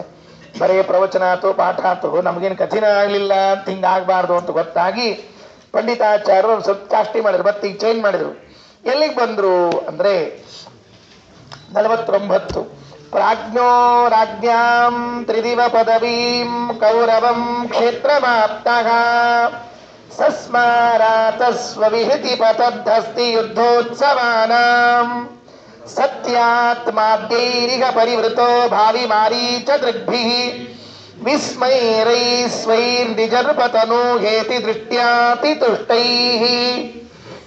ಪ್ರಾಜ್ಞೋ ರಾಜ್ಞಾಂ ಅಥ ರಾಜ್ಞಾಂ ತ್ರಿದಿವ ಪದವೀಂ ಕೌರವಂ ಕ್ಷೇತ್ರಮಾಪ್ತಃ. ಕುರುಕ್ಷೇತ್ರಕ್ಕೆ ಬಂದಿದ್ದಾರಂತ. ಕುರುಕ್ಷೇತ್ರ ಇಷ್ಟು ಪ್ರಸಿದ್ಧ ಆಗಿದೆ ಹೇಳ್ತೀನಿ, ಎಲ್ಲಾರ ಬಾಯಾಗೂ ಕುರುಕ್ಷೇತ್ರದ. ನಮ್ಮನಿ ಇವತ್ತು ಕುರುಕ್ಷೇತ್ರ ಆಗ್ಯದ. ಅಗದಿ ಅಂದ್ರೆ ಇಷ್ಟು ಎಲ್ಲಾರು ಪ್ರಸಿದ್ಧಿ ತಗೊಂಡ್ಬಿಟ್ರದ ಕುರುಕ್ಷೇತ್ರ. ಹೇಳ್ತೀನಿ, ಧರ್ಮಕ್ಷೇತ್ರೇ ಕುರುಕ್ಷೇತ್ರೇ. ಆಲೋಚನೆ ಮಾಡ್ರಿ, ಯಾವ ಕ್ಷೇತ್ರಕ್ಕೆ ಬಂದ್ರು ಮಧ್ವಾಚಾರ್ಯರು ಅಂತಂದ್ರೆ ಎಲ್ಲಿ ಗೀತಾ ಉಪದೇಶ ಆಗಿತ್ತಲ್ಲ ಆ ಕ್ಷೇತ್ರಕ್ಕೆ ಬಂದಿದ್ದಾರೆ. ಧರ್ಮಕ್ಷೇತ್ರೇ ಕುರುಕ್ಷೇತ್ರೇ ಅಂತನ್ನೋ ಕ್ಷೇತ್ರಕ್ಕೆ ಬಂದಿದ್ದಾರೆ. ಕುರುಕ್ಷೇತ್ರ ಅಂದಂಗೆ ಹೋದ ವರ್ಷ ಅಲ್ಲೇ ಹೋಗಿದ್ದಲ್ಲ ನಾವು. ಹೋದ ವರ್ಷ ಅಲ್ಲೇ ಹೋಗಿದ್ವಿ ನಾವು. ಮಾಘ ಮಾಸ ಕೃಷ್ಣ ಪಕ್ಷದಲ್ಲಿ ಕುರುಕ್ಷೇತ್ರಕ್ಕೆ ಹೋಗಿ ಬಂದ್ವಿ. ಒಂದು ವಾರ. ದೊಡ್ಡ ಜಾಗ, ಅದೇನು ದೊಡ್ಡ ಸರೋವರ ಎಲ್ಲಾದರೂ, ಬ್ರಹ್ಮ ಸರೋವರ ಬಹಳ ಅದ್ಭುತವಾಗಿತ್ತು. ಹೋಗಿ ಬಂದಿದ್ದು ನೋಡಿದ್ರೆ ಸುತ್ತಮುತ್ತಲಿನ ಪ್ರದೇಶಗಳೆಲ್ಲ ಬಹಳ ಚೆನ್ನಾಗಿ. ಇನ್ನೇನು ಸ್ವಲ್ಪ ಜಾಸ್ತಿ ಥಂಡಿ ಇತ್ತು, ಅದನ್ನು ನೆನಪುಳಿತು ಅಷ್ಟೇ ನಮಗೆ ಕುರುಕ್ಷೇತ್ರದಾಗ, ಉಳಿದಿಲ್ಲ. ಅದಕ್ಕೆ ಧರ್ಮಕ್ಷೇತ್ರೇ ಕುರುಕ್ಷೇತ್ರ. ವಾದರಾಜ ಸ್ವಾಮಿಗಳು ಒಂಚೂರು ಚಾಟಿ ಮಾಡ್ತಾರೆ. ಏನಂತಾರೆ, ಈ ಕುರುಕ್ಷೇತ್ರ ಕುರುಕ್ಷೇತ್ರ ಅಂದ್ರೆ ಏನ್ ಗೊತ್ತೇನ್ರಿ? ಅದೊಂದು ಹೊಲ. ಹೊಲ ಅಂತ. ಕ್ಷೇತ್ರ ಅಂದ್ರೆ ಏನ್ರಿ? ಹೊಲ. ಅದು ಈ ಹೊಲದೊಳಗ ಒಬ್ಬವ ಮೊದಲು ಮಣ್ಣಿನ ಹಿಂಟಿನೆಲ್ಲ ಪುಡಿ ಪುಡಿ ಪುಡಿ ಮಾಡಿ ಸರಿ ಮಾಡಿದ್ದಂತೆ. ಆಮೇಲೆ ಇನ್ನೊಬ್ಬ ಧಾನ್ಯ ಬಿತ್ತಿದ್ನಂತ, ಅಂದ್ರೆ ಬೀಜ ಬಿತ್ತಿದ, ಅದು ಧಾನ್ಯ ಆತಂತ. ಮುಂದೆ ಅದು ಕಟಾವಾಗಿ ಇಡೀ ಎಲ್ಲ ದೇಶದುದ್ದಕ್ಕೂ ಅದು ಹಂಚಿತಂತ ಅಂತ ಹಿಂಗೊಂದು ಹೊಲದ ದೃಷ್ಟಾಂತವನ್ನು ಇಟ್ಟುಕೊಂಡು ವರ್ಣ ಮಾಡ್ಯಾರ. ಯಾರು ಮೊದಲು ಅದು ತೆಗ್ಗು ದಿನ್ನಿ ಮಿಟ್ಟಿ ಇದ್ದ ಕಲ್ಲುಗಳನ್ನೆಲ್ಲ ಮಣ್ಣುಗಳನ್ನ ಕುಟ್ಟಿ ಕುಟ್ಟಿ ಪುಡಿ ಮಾಡಿದ್ದು ಅಂತ ಕೇಳಿದ್ರೆ ರಾಜರಂತಾರ, ಶ್ರೀ ಭೀಮಸೇನ ಕರ ಕಂಜ ಗದಾ ಪ್ರಹಾರೈಹಿ. ತೀರ್ಥ ಪ್ರಬಂಧದಲ್ಲಿ ಇದು ಶ್ಲೋಕ ಓದ್ಲಿಕ್ಕೆ ನಿಮ್ಮ ಪುಸ್ತಕದಾಗಿಲ್ಲ. ಶ್ರೀ ಭೀಮಸೇನ ಕರ ಕಂಜ ಗದಾ ಪ್ರಹಾರೈಹಿ ಚೂರ್ಣೀಕೃತಾಶ್ವ ಗಜಪತ್ತಿ ಮೃದುಗ್ರ ಪಿಂಡಂ.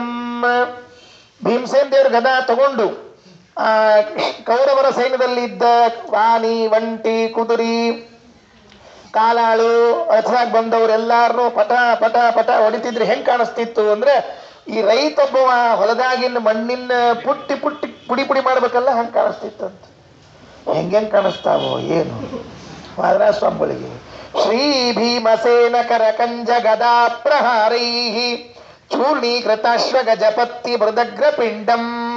ಸರಿ, ಆ ಭೀಮಸೇನ್ ದೇವರು 6 ಅಕ್ಷೋಹಿಣಿ ಸೈನ್ಯವನ್ನ ಒಬ್ಬನೇ ಏಕಾಕಿ ವೀರನಾಗಿ ಹೊಡೆದು ಕೊಂದು 100 ಮಂದಿನ ಅವು ಇದ್ವು ಇಲ್ಲೋ ಅನ್ನೋ ಒಂದು ಹುಳ ವರ್ಷ ಹೋಗದಂಗೆ ಹೋಗದಾರಂತ್ರಿ ಭೀಮಸೇನ್ ದೇವ್ರು. ಇವು ನಮಗೆ ಸೊಳ್ಳಿ ಮೈ ಮೇಲೆ ಕೂತಿರ್ತಾವ್ರಿ, ಫಟ್ ಅಂತ ಹೊಡ್ಕೊಂಡು ಅದರದ್ದು ಜನ್ಮ ಜನ್ಮಾಂತರಕ್ಕೂ ಇನ್ನೊಂದು ಸೊಳ್ಳೆ ಆಗಬಾರ್ದು ಅನ್ನೋ ಹಂಗೆ ಮಾಡಿರ್ತೀವಿಲ್ಲ ಅದನ್ನು.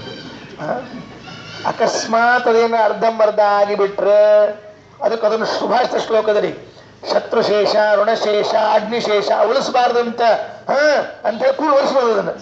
ಯಾವುದನ್ನ? ಸೊಳ್ಳಿನ. ಯಾಕೆ? ಶತ್ರುಶೇಷ ಉಳಿಸ್ಬಾರ್ದು. ಅಕಸ್ಮಾತ್ ಆ ಸೊಳ್ಳಿ ಉಳಿದು ಮತ್ತು ಅದ್ರೊಳಗೆ ಇನ್ಯಾವುದೋ ಒಂದು ಪ್ರವೇಶ ಮಾಡಿ ಅದು ನಮ್ಮ ಹಿಂದೆ ಕಾಡ್ಲಿಕ್ಕೆ ಬೆನ್ನು ಹತ್ತಿ ಬಿಟ್ರೆ ಬೇಡ ಬೇಡ ಅಂತ ತಿಳ್ಕೊಂಡು ಹೇಳಿ ಹಂಗೆ ಭೀಮಸೇನ್ ದೇವರು ಈ 100 ಮಂದಿನ ಹಿಂಗೆ ಒರೆಸಿಬಿಡ್ತಿದ್ರಂತ್ರಿ. ನೆಲಕ್ಕೆ ಹಾಕಿ ಭುಜಕ್ಕೆ ಹಾಕಿ ಎಲ್ಲೆಲ್ಲಿ ಸಿಕ್ತಿಲ್ಲ ಒರೆಸಾಕ್ಬಿಟ್ರಂತ. ಧೃತರಾಷ್ಟ್ರ ಊಟಕ್ಕೆ ಕೂತಾಗ ಹೇಳಿದ್ರಂತ. ಧೃತರಾಷ್ಟ್ರ ಊಟಕ್ಕೆ ಕೂತಿದ್ನಂತ, ಹಿಂದೆ ಅಡಿಗೆ ಮನ್ಯಾಗ ನಿಂತು ಮಾತಾಡ್ಕೊಳಿಗತ್ರಂತ ಭೀಮಸೇನ್ ದೇವರು ಅಡಿಗೆಯವರಿಬ್ಬರು. ಏನ್ರೋ ಬಂದಿದ್ರನ್ನ ಯುದ್ಧಕ್ಕೆ ಅಂತ. ಬುದ್ಧಿ ನಾವೆಲ್ಲಿ ಬರ್ತೀವಿ, ಬುದ್ಧಿ ಅಡಿಗೆ ಮಾಡ್ಬೇಕಲ್ಲ, ಬಂದ್ರೆ ಯಾರು ಮಾಡ್ತಾರ? ನೋಡ್ಬೇಕಾಗಿತ್ತು ನೀವು. ಹಿಂಗ ಕೊಂದಿನಿ ಮುದುಕಪ್ಪನ ಮಕ್ಕಳನ್ನ ಅವನ್ ಕೂತಿದ್ರಿ ಪಾಪ ಹೊರಕಾಕ. ಊಟ ಹೆಂಗ ಹೋಗ್ಬೇಕ್ರಿ? ಮಕ್ಕಳು ಸತ್ ಸುದ್ದಿಕ್ಕೆ ಊಟ ಹೋಗ್ತಾ ಏನಲ್ರ ಪಾಪ. ಅದು ಹೆಂಗ್ರಿ? ಬರೇ ಅಷ್ಟ ಶಬ್ದ ಹೇಳಿಲ್ಲವ. ಚಟ್ನಿ ಚಟ್ನಿ ಮಾಡೀನಿ ಅನ್ಬೇಕು. ಅಲ್ಲಿ ಎಲೆಯಾಗ ಚಟ್ನಿ ಬೇರೆ ಇರ್ತಿತ್ತು. ಎಲೆ ಆಗ ಚಟ್ನಿ, ಇವ್ರ ಚಟ್ನಿ ಮುಗಿದು ಹೋದ ಕೆಲಸ. ಹಿಮವು ಚಂದನ ರೂಷಿತವು ಭುಜಯೋರ್ ಅಂತರಮಾಸಾಧ್ಯ ಜರಠಸ್ಯ ಸುತಾಹತಾಹ. ನೋಡಿ, ಗಂಧ ಹಚ್ಕೊಂಡದ ಭುಜ ಅದಲ್ಲ, ಈ ಭುಜದ ನಡುವೆ ಹಿಡಿದು ಹಿಂಗೆ ಚಕ್ಕನ್ಸ್ಬಿಡ್ತಿದ್ದೆ, ಒಂದೊಂದು ಹಿಂಗೆ ವಿಲಿ ವಿಲಿ ವಿಲಿ ಅಂತ ಸಾಯ್ತಿತ್ತು ನೋಡು ಅಂತ. ಅದಲ್ಲಿ ಒಲಿ ಒಲಿ ಒಲಿ ಒಲಿ ಹೋಗ್ತಿಲ್ಲ, ಒಲೆಯಾಗ ಹೋಗ್ತಿಲ್ಲ, ಊಟ ಹೋಗ್ತಿಲ್ಲ ಪಾಪ ಅದಕ್ಕೆ. ಅದನ್ನೇ ಹೇಳಿದ್ರು ವಾದರಾಜ ಸ್ವಾಮಿಗಳು. ಶ್ರೀ ಭೀಮಸೇನ ಕರ ಕಂಜ ಗದಾ ಪ್ರಹಾರೈಹಿ ಚೂರ್ಣೀಕೃತ ಅಶ್ವ ಗಜ ಪತ್ತಿ ಮೃದುಗ್ರ ಪಿಂಡಂ ಹಾಕಿ. ಅದಾದ್ಮೇಲೆ ಇನ್ನ 6 ಅಕ್ಷೋಹಿಣಿ ಸೈನ್ಯವರು ಮುಗಿಸಿದ್ರಲ್ಲ, ಬಿತ್ತಿದ್ರಂತ, ಸಸ್ಯಗಳನ್ನ ನೆಟ್ರಂತ. ಯಾರು ಅಂತ ಕೇಳಿದ್ರೆ ಉತ್ಖಾತ ಪಾರ್ಥ ಶರಸಸ್ಯ ಪದಂ ಕುರುಡಾಂ. ಅರ್ಜುನ ಏನಿದ್ದಾನಲ್ಲ ಅವನು ಹೊಡೆದ ಬಾಣಗಳೇ ಹೆಂಗ್ ನಿಂತಿದ್ವು ಅಂದ್ರೆ ಸಸ್ಯ ನಿಂತಂಗ್ ನಿಂತಿದ್ವಂತ ಎಲ್ಲಾರ ಮೇಲೆ. ಎಷ್ಟು ಚಂದ ಹೇಳ್ಯಾರ ನೋಡ್ರಿ. ಭೀಮಸೇನ್ ದೇವ್ರು ಹೊಡೆದ್ರೆ ಎಲ್ಲ ತೆಳಗೆ ಬಿದ್ದಿದ್ದು, ಅರ್ಜುನ ಬಾಣ ಹೊಡೆದ್ರೆ ಹೊಡ್ಸ್ಕೊಂಡು ತೆಳಗೆ ಬಿದ್ದವ್ರು ಹಿಂಗ ಮೇಲೆ ಬಾಣ ಬಂದಿದ್ವಂತ. ಎಲ್ಲಾ ಸಸ್ಯಗಳು ನಿಂತಾವೇನೋ ಅನ್ನೋ ಹಂಗೆ ಕಾಣಿಸ್ಬೇಕಂತ. ಇದರದ್ದು ಧಾನ್ಯ ಅಂದ್ರೆ ಕೀರ್ತಿ ಇಡೀ ಜಗತ್ತಿನ ತುಂಬ ಹರಡಿತ್ತಂತ. ನಮ್ಮ ಧಾನ್ಯಗಳು ಹೆಂಗ ಬೇರೆ ಬೇರೆ ಊರಿಗೆ ಹೋಗ್ತಾವ ಹಂಗ ಕ್ಷೇತ್ರಂ ದಿಶಾಸು ವಿತತಾನ ಸುಕೀರ್ತಿ ಧಾನ್ಯಂ. ಕೀರ್ತಿ ಎಂಬ ಧಾನ್ಯವನ್ನ ಎಲ್ಲ ಕಡೆಗೆ ಕಳಿಸಿದ್ರು ಅಂತ ಹೇಳ್ತಾ ಇದ್ದಾರೆ. ಅದಕ್ಕೆ ಇದು ಕುರುಕ್ಷೇತ್ರ. ಈ ಕುರುಕ್ಷೇತ್ರದಲ್ಲಿ ಮತ್ತ ಬಹಳ ಪ್ರಧಾನವಾದ ಗ್ರಂಥ ಭಗವದ್ಗೀತಾ ಉಪನ್ಯಾಸ ಆಗಿದ್ರಿ. ಇದೇ ಕುರುಕ್ಷೇತ್ರದೊಳಗೆ ವಿಷ್ಣು ಸಹಸ್ರನಾಮನ ಉಪದೇಶ ಆಗಿದ್ರಿ. ಬಹಳ ಮಂದಿ ಗೊತ್ತಿಲ್ಲ ನಮಗೆ. ಇದೇ ಕುರುಕ್ಷೇತ್ರದಾಗ ಆಗ್ಯದ. ಮತ್ತೆ ಕುರುಕ್ಷೇತ್ರದಾಗ ಯಾಕೆ ಆಗ್ಬೇಕು? ಗೀತಾ ಆಗ್ಲಿ ಕುರುಕ್ಷೇತ್ರದಾಗ, ವಿಷ್ಣು ಸಹಸ್ರನಾಮ ಭೀಷ್ಮಾಚಾರ್ಯ ಎಲ್ಲಿ ಮಲ್ಕೊಂಡಿದ್ರು? ಮತ್ತೆ ಅರಮನೆ ಮಲ್ಕೊಂಡಿದ್ರು ಅವರು. ಭೀಷ್ಮಾಚಾರ್ಯನ ಅರಮನೆಯಲ್ಲಿ ಮಲಗಿದ್ದಿಲ್ಲ, ಭೀಷ್ಮಾಚಾರ್ಯರು ಕುರುಕ್ಷೇತ್ರದಲ್ಲೇ ಮಲಗಿದ್ರು. ಅಲ್ಲಿಯೇ ವಿಷ್ಣು ಸಹಸ್ರನಾಮದ ಉಪದೇಶ. ಅಂದ್ರೆ ಕುರುಕ್ಷೇತ್ರ ನಮಗೆ ಭಗವದ್ಗೀತೆ ಮತ್ತು ವಿಷ್ಣು ಸಹಸ್ರನಾಮವನ್ನು ಕೊಟ್ಟ ಕ್ಷೇತ್ರ. ಅಷ್ಟೇ ಅಲ್ಲ, ಈ ಕುರುಕ್ಷೇತ್ರದಲ್ಲಿ ಭಗವಂತನ ವಿಶ್ವರೂಪ ದರ್ಶನ ಆಗ್ಯದ. ಕುರುಕ್ಷೇತ್ರ ಏನಾಗ್ಯದ? ಭಗವಂತನ ವಿಶ್ವರೂಪ ದರ್ಶನ ಆಗ್ಯದ. ಇದೇ ಕುರುಕ್ಷೇತ್ರದಲ್ಲಿ ಪರಶುರಾಮ ದೇವರು 5 ಹೊಂಡ ನಿರ್ಮಾಣ ಮಾಡ್ಯಾರ. 5 ಹೊಂಡ. ಯಾಕ? ಅವರ ಅಪ್ಪನ ಜಮದಗ್ನಿಗಳನ್ನ ಕಾರ್ತಿವೀರ್ಯಾರ್ಜುನ ಒಂದ್ ಸ್ವಲ್ಪ ಅವ್ಯವಸ್ಥೆ ಮಾಡಿದ್ದ. ಸಿಟ್ಟು ಬಂದ್ಬಿಡ್ತು. ಎಲ್ಲಾ ಕ್ಷತ್ರಿಯರನ್ನ ಸೌತಿಕಾಯಿ ಕೊಚ್ಚದಂಗೆ ಕೊಚ್ಚಿಬಿಟ್ರಿ. ಕಚಾ ಪಚ ಕಚಾ ಪಚ. ಕೊಡ್ಲಿ ಹಿಡ್ಕೊಂಡಿದ್ರು. ಎಡಕ್ ಬಂದವರಿಗೆ ಎಡಕ್ಕ, ಬಲಕ್ ಬಂದವ್ರು ಬಲಕ್ಕ. ಸವ್ಯೇನ ಅಪಸವ್ಯೇನ, ಸವ್ಯ ಅಪಸವ್ಯ. ಈ ಶಾಂತಾಮರು ಕರೆಕ್ಟ್ ಮಾಡ್ತಿರ್ತಾರಲ್ಲ, ಸವ್ಯಂ ಠಣ್ ಅಪಸವ್ಯಂ ಠಣ್. ಹಂಗ ಕಾಚ್ ಕಾಚ್ ಕಾಚ್ ಕಾಚ್ ಎಲ್ಲ ಹೊಡೆದಾಕ್ಬಿಟ್ರು. ಆಚಾರ ಧರ್ಮಾಸ ಏನ್ ಮಾಡಿ ಬರಂಗಿಲ್ಲ, ಇರ್ಲಿ. ಅದಕ್ಕೆ ಏನಾಯ್ತು ಅಂದ್ರೆ ಅಷ್ಟು ಕೊಡ ಹಾಕಿದ ಮೇಲೆ ಪಾಪ ಇಲ್ಲಿ ಬಂದ್ರಂತ, ಈ ಕುರುಕ್ಷೇತ್ರಕ್ಕೆ ಬಂದ್ರಂತ. ಬಂದಾಗ ಪುತ್ರಗಳಂದ್ರಂತ, ಪರಶುರಾಮ ಸಾಕ್ ಮಾಡಪ್ಪ, ಇನ್ನು ಕೊಲ್ಬೇಡ, ನಮ್ ಕಡೆ ನೋಡ್ಲಿಕ್ಕೆ ಆಗಂಗಿಲ್ಲ. ಆತು ಅಂತ ಕೊಡ್ಲಿ ತೊಳ್ಕೊಂಡ್ರಂತ್ರಿ. ರಕ್ತ ಹತ್ತಿತ್ತಂತದಕ್ಕ ಕೊಡ್ಲಿ ತೊಳೆದ ಅದು ನೀರಾಗಿ, ಅದು ತೊಳೆದದ್ ನೀರು ಹೊಂಡಾಡುವಂತ, 5 ಹೊಂಡಾಡುವಂತ. ಸಮಂತ ಪಂಚಕ ಅಂತ ಕರೀತಾರಂತೆ. ಕುರುಕ್ಷೇತ್ರದ ಹತ್ತಿರದ ಪೂರ್ಣ ಕುರುಕ್ಷೇತ್ರ ಅಲ್ಲೇ ಆಸ್ಪಾಸ್ನಲ್ಲಿ. ಅಲ್ಲಿ ಮುಂದೊಂದು ನಿರ್ಧಾರ ಮಾಡಿದ್ರಂತೇನು, ಇಲ್ಲಿ ಬಂದ ಪಿತೃಗಳಿಗೆ ತರ್ಪಣ ಕೊಡ್ರಿ ಅಂತ ವ್ಯವಸ್ಥೆ ಮಾಡಿದ್ರಂತೆ. ಹಂಗ ಅಲ್ಲಿ ಆಗಿದೆ. ಒಮ್ಮೆ 12 ವರ್ಷ ಶ್ರೀಕೃಷ್ಣ ಪರಮಾತ್ಮ ಕುರುಕ್ಷೇತ್ರದಾಗ ಜ್ಞಾನಸತ್ರ ಮಾಡ್ಯಾನ್ರಿ. ಬಹಳ ಮಂದಿ ಗೊತ್ತಿಲ್ಲ ನಮಗೆ. 12 ವರ್ಷ ನಾ ಪ್ರವಚನ ಹೇಳುವಾಗ ಹೇಳಿದ್ದೆ, ಅಲ್ಲಿ ಸ್ಥಳದ ಮಹಿಮೆ ಹೇಳುವಾಗ 12 ವರ್ಷ ರೀ ಕೃಷ್ಣ ಅಲ್ಲೇ ಇದ್ಬಿಟ್ಟಾನೆ. ದ್ವಾರಕಾ ಬಿಟ್ಟು ಕುರುಕ್ಷೇತ್ರದಾಗ 12 ವರ್ಷಕ್ಕೆ ಬೇಕಾಗುವ ಸಾಮಗ್ರಿ, ದಾನದ ಸಾಮಗ್ರಿ, ಮನೆಗಳು ಮಠಗಳು ಎಲ್ಲವನ್ನ ವ್ಯವಸ್ಥೆ ಮಾಡಿಕೊಂಡು ಎಲ್ಲರೂ ಯಾರು ಬೇಕಾದವ್ರು ಬರ್ಬೋದು, ಯಜ್ಞಕ್ಕೆ ಏನು ಬೇಕಾದ್ರೂ ಮಾಡಬಹುದು ಅಂತ ಹೇಳಿ ವ್ಯವಸ್ಥೆ ಮಾಡಿಕೊಟ್ಟಿದ್ದಾರೆ. ಇದಾದ ಮೇಲೆ ಅಲ್ಲಿ ಗ್ರಹಣ ಕಾಲ ಬಂದಾಗ, ಸೂರ್ಯಗ್ರಹಣ ಬಂದಾಗ ವೇದವ್ಯಾಸ ದೇವರು, ಕೃಷ್ಣ, ಪರಶುರಾಮ ಎಲ್ಲರೂ ಸ್ನಾನ ಮಾಡ್ಯಾರ. ಇವತ್ತಿಗೂ ಸೂರ್ಯಗ್ರಹಣ ಅಂದ್ರೆ ಏನ್ರಿ? ಎಲ್ಲರ ಅದು ಕುರುಕ್ಷೇತ್ರ ನೋಡೋ ಹಂಗಿರಂಗಿಲ್ಲ, ಅಷ್ಟು ಬರೀ ಜನ ಸೇರ್ತಿರ್ತಾರೆ. ಆದ್ರಿಂದ ಅಂತಹ ಅದ್ಭುತವಾದ ಕುರುಕ್ಷೇತ್ರ. ಕೊನೆ ಒಂದು ಮಾತು ಹೇಳ್ತೀನಿ, ಇದು ಯಾಕೆ ಕುರುಕ್ಷೇತ್ರ ಅಂತ ಹೆಸರು ಬಂತು ಅಂತ ಇಷ್ಟು ತಿಳ್ಕೊಂಡ್ಬಿಟ್ರಿ. ಕುರು ಅಂತ ಒಬ್ಬ ರಾಜ ಇದ್ದ. ಈಗ ಹೆಂಗೆ ಇವ್ರು ಕೌರವ ಅಂತ ಕರಿತೈತೆ ನೋಡ್ರಿ, ಹಂಗ ಕುರುಕ್ಷೇತ್ರ ಅಂದ್ರೆ ಕುರು ಅಂತ ಒಬ್ಬ ರಾಜ, ಕೌರವ ವಂಶದಲ್ಲಿ ಬಂದವನು. ಅವನಿಗೆ ಅಪೇಕ್ಷೆ ಬಂತು. ಏನು ಅಂದ್ರೆ, ಜನ ಎಲ್ಲ ಬೇರೆ ಬೇರೆ ಕಡೆಗೆ ಹೋಗಿ ಸಾಧನೆ ಮಾಡಿ ಪುಣ್ಯ ಸಂಪಾದನೆ ಮಾಡ್ಕೊಂಡ್ ಬರ್ತಾರೆ, ಯಾಕೆ ಜನ ಇಲ್ಲೇ ಪುಣ್ಯ ಸಂಪಾದನೆ ಮಾಡಬಾರ್ದು ನಾವಿದ್ದಲ್ಲೇ ಅಂತ ಹೇಳಿ ತಾನು ಇಡೀ ಜನ್ಮದುದ್ದಕ್ಕೂ ಸಂಪಾದನೆ ಮಾಡಿದ ಪುಣ್ಯವನ್ನೇ ಬೀಜವನ್ನಾಗಿ ಮಾಡಿ ಈ ಭೂಮಿಯಲ್ಲಿ ಬಿತ್ತುತ್ತೇನೆ ಅಂತ ಹೊರಟನಂತ. ಇಷ್ಟು ಕ್ಷೇತ್ರ, ಇಷ್ಟು ಭಾಗವನ್ನು. ಆವಾಗ ಬಂಗಾರದ ನೇಗಿಲು ಮಾಡಿಸ್ಕೊಂಡಂತ. ನೇಗಿಲೇನೋ ಬಂಗಾರದ್ದ, ಅಥವಾ ಅದು ಕೂಡ್ಲಿಕ್ಕೆ 2 ಎತ್ತು ಬೇಕಲ್ಲ ಅಂತ ಕೇಳಿದ್ರೆ ಯಾರು ಕೊಡ್ತಾರೆ ಅಂಥದ್ದು? ಅದಕ್ಕೆ ರುದ್ರದೇವರಿಗೆ ಕೇಳ್ಕೊಂಡಂತ, ರುದ್ರದೇವರೇ ನಿಮ್ಮ ಎತ್ತು ನಂದೀಶ್ವರ ಬರಬೇಕು ಅಂತ. ರುದ್ರದೇವರು ಕೊಡ್ತೀನಿ ಅಂದ್ರು. ಇನ್ನೊಂದು ಬೇಕಲ್ಲ ಅದಕ್ಕೆ, ಯಮದೇವರು ಹೇಳಿದಂತ ನಿಮ್ದೊಂದು ಕೋಣ ಕೊಡ್ರಿ ನಮಗ ಅಂತ. ಯಮದೇವರ ಕೋಣ ಒಂದು ಕಡೆಗೆ, ರುದ್ರದೇವರ ಎತ್ತು ಒಂದು ಕಡೆಗೆ. ಹೆಂಗ ಬ್ಯಾಲೆನ್ಸ್ ಆಗಿರ್ಬೇಕು ವಿಚಾರ ಮಾಡ್ರಿ. ಎರಡೂ ಯಾವ ಪರಿ ಇರ್ಬೇಕ್ರಿ ಇವೆಲ್ಲರ. ಯಮದೇವ್ರ ಕೋಣ ಅಂದ್ರೆ ಏನ್ರಿ? ಎಲ್ಲರ ಯಮದೇವ್ರು ಅಂತ ಕೇಳ್ಕೊಳ್ಳಿ ಗಾಬರಿ ಆಗ್ತಿರ್ತದೆ ನಮಗೆ. ಅಂತದ್ದು ಅವ್ರ ಕೋಣದ ಬೇರೆ ಕಥೆ ಕೇಳಿದ್ರೆ ನಮ್ಮ ಮನ್ಯಾಗ ದಿವಸ ಬೈಗಳ್ರಿ ಅವು. ಕ್ವಾಣ ಕ್ವಾಣ ಕ್ವಾಣ. ಎಷ್ಟು ಆನಂದ ಇರ್ತದ್ರಿ. ನಮಗೆ ಭೇದ ಭಾವ ಮರ್ತು ಹೋಗ್ಬಿಟ್ಟಿರ್ತರಿ, ಭೇದ ಭಾವ ಇರೋದೇ ಇಲ್ಲ. ನಾವು ಕ್ವಾಣ ಬೇರೆ ಬೇರೆ ಅಲ್ಲೇ ಅಲ್ಲ. ನಮಗೆ ಅದು ಕತ್ತಿ ಅಂತವನ ಅನ್ಬೈತದೆ, ನಮಗೆ ಸಂತೋಷ ಆಗ್ಬಿಟ್ಟಿರ್ತದೆ. ಕತ್ತಿ ನಾವು ಬೇರೆ ಅಲ್ಲೇ ಅಲ್ಲ, ಭೇದ ಭೇದ ಭಾವ ಇಲ್ಲೇ ಇಲ್ಲ, ಆನಂದ ಪಡ್ತಿರ್ತೀವಲ್ಲ. ಹಂಗ ಕ್ವಾಣ ರುದ್ರದೇವ ಯಮದೇವರದು ಕ್ವಾಣ ರುದ್ರದೇವರದು ಎತ್ತು ತಂದು ಹೂಡಿ ಇದು ನೇಗಿಲು ಅದು ರೆಂಟ್ ಹೊಡಿತಾ ಮಾಡ್ಕೋತ ಬಂದ್ರು. ದೇವ್ರು ಬಂದ, ಏನಪ್ಪಾ ಕುರು ಏನ್ ಮಾಡ್ತಾ ಇದ್ದಿ? ಸ್ವಾಮಿ ಇದು ಪುಣ್ಯಭೂಮಿಯನ್ನಾಗಿ ಮಾಡಬೇಕು ಅಂತ ಇಟ್ಕೊಂಡಿದ್ದೀನಿ, ಬೀಜ ಎಲ್ಲದ ಅಂತ ಕೇಳಿ. ನನ್ನ ದೇಹದಲ್ಲಿ ಈ ಬಲಗೈಯಿಂದ ಏನೇನ್ ದಾನ ಕೊಟ್ಟಿನಲ್ಲ ಅದೆಲ್ಲ ಇಲ್ಲಿ ಪುಣ್ಯ ಆಗ್ತದೆ. ಹೌದಾ? ಚಕ್ಕನ್ ಕತ್ತರಿಸ್ಬಿಟ್ಟ ದೇವರು. ಸುದರ್ಶನವನ್ನು ತೆಗೆದುಕೊಂಡು ವಿಷ್ಣು ಅವನ ಕೈಯನ್ನು ಕತ್ತರಿಸ್ಬಿಟ್ಟ. ಪರೀಕ್ಷೆ ಇದೆಲ್ಲ. ಆಮೇಲೆ ಮತ್ತೆ ಬಿಡ್ಲಿಲ್ಲ, ಎಡಗೈಯಿಂದ ಮತ್ತೆ ಹಂಗೆ ಕೆಲಸ ಮಾಡ್ತಿದ್ದ. ಮತ್ತೊಮ್ಮೆ ಬಂದ, ಈಗೆಲ್ಲದ ಪುಣ್ಯ ಅಂತ ಕೇಳಿದ್ರು. ಈ ಎಡಗೈಯಿಂದ ಏನೇನು ಸಾತ್ವಿಕ ಕೆಲಸಗಳನ್ನು ಮಾಡಿದ್ದೇನೆ ಅದನ್ನು ಕತ್ತರಿಸ್ಬಿಟ್ಟ. ಎಡಗೈ ಕತ್ತರಿಸಿದ, ಬಲಗೈ ಕತ್ತರಿಸಿದ. ಆದರೂ ಇವನು ತನ್ನ ಕಾರ್ಯದಲ್ಲಿ ಮುಂದೆ ಇದ್ದಾಗ ದೇವರಿಗೆ ಕರುಣೆ ಬಂದು ಹೇಳ್ತಾನಂತೆ, ನೋಡಪ್ಪ ನೀನು ನಿಜವಾಗಿ ಈ ಕೆಲಸವನ್ನ ಮಾಡ್ತಾ ಇದ್ದೀಯೋ, ಸುಮ್ಮನೆ ಪ್ರಸಿದ್ಧಿ ಬರಬೇಕು ಅಂತ ಮಾಡ್ತಾ ಇದ್ದೀಯೋ ಅಂತ ನೋಡಿದ್ದೇನೆ. ನಿಜವಾಗಿ ನಿನಗೆ ಒಳ್ಳೆಯದಾಗಲಿ ಅಂತ ಮತ್ತೆ ಅವನ ಕೈಗಳನ್ನು ಅವನಿಗೆ ಕೊಟ್ಟು, ಆ ಪೂರ್ವದ ಕೈಗಳನ್ನೇ, ಅವನಿಗೆ ಇನ್ನೊಂದು ಕೈ ಬಂತು, ಆ ಕೈಗಳೇನಿದ್ದು ಅದನ್ನೆಲ್ಲ ಕತ್ತರಿಸಿ ತುಂಡು ತುಂಡು ತುಂಡು ಮಾಡಿ ಅವುಗಳನ್ನೇ ಬೀಜವನ್ನಾಗಿ ಬಿತ್ತಿ ಈ ಕ್ಷೇತ್ರವನ್ನ ಕುರುಕ್ಷೇತ್ರ ಅಂತ ಮಾಡಿದ್ದಾನೆ. ಇನ್ನುಳಿದ ಕ್ಷೇತ್ರದಲ್ಲಿ ಮಾಡಿದ ಪುಣ್ಯಕ್ಕಿಂತಲೂ ಈ ಕ್ಷೇತ್ರದಲ್ಲಿ ವಿಶಿಷ್ಟ ಪುಣ್ಯ ಬರ್ತದಂತೆ.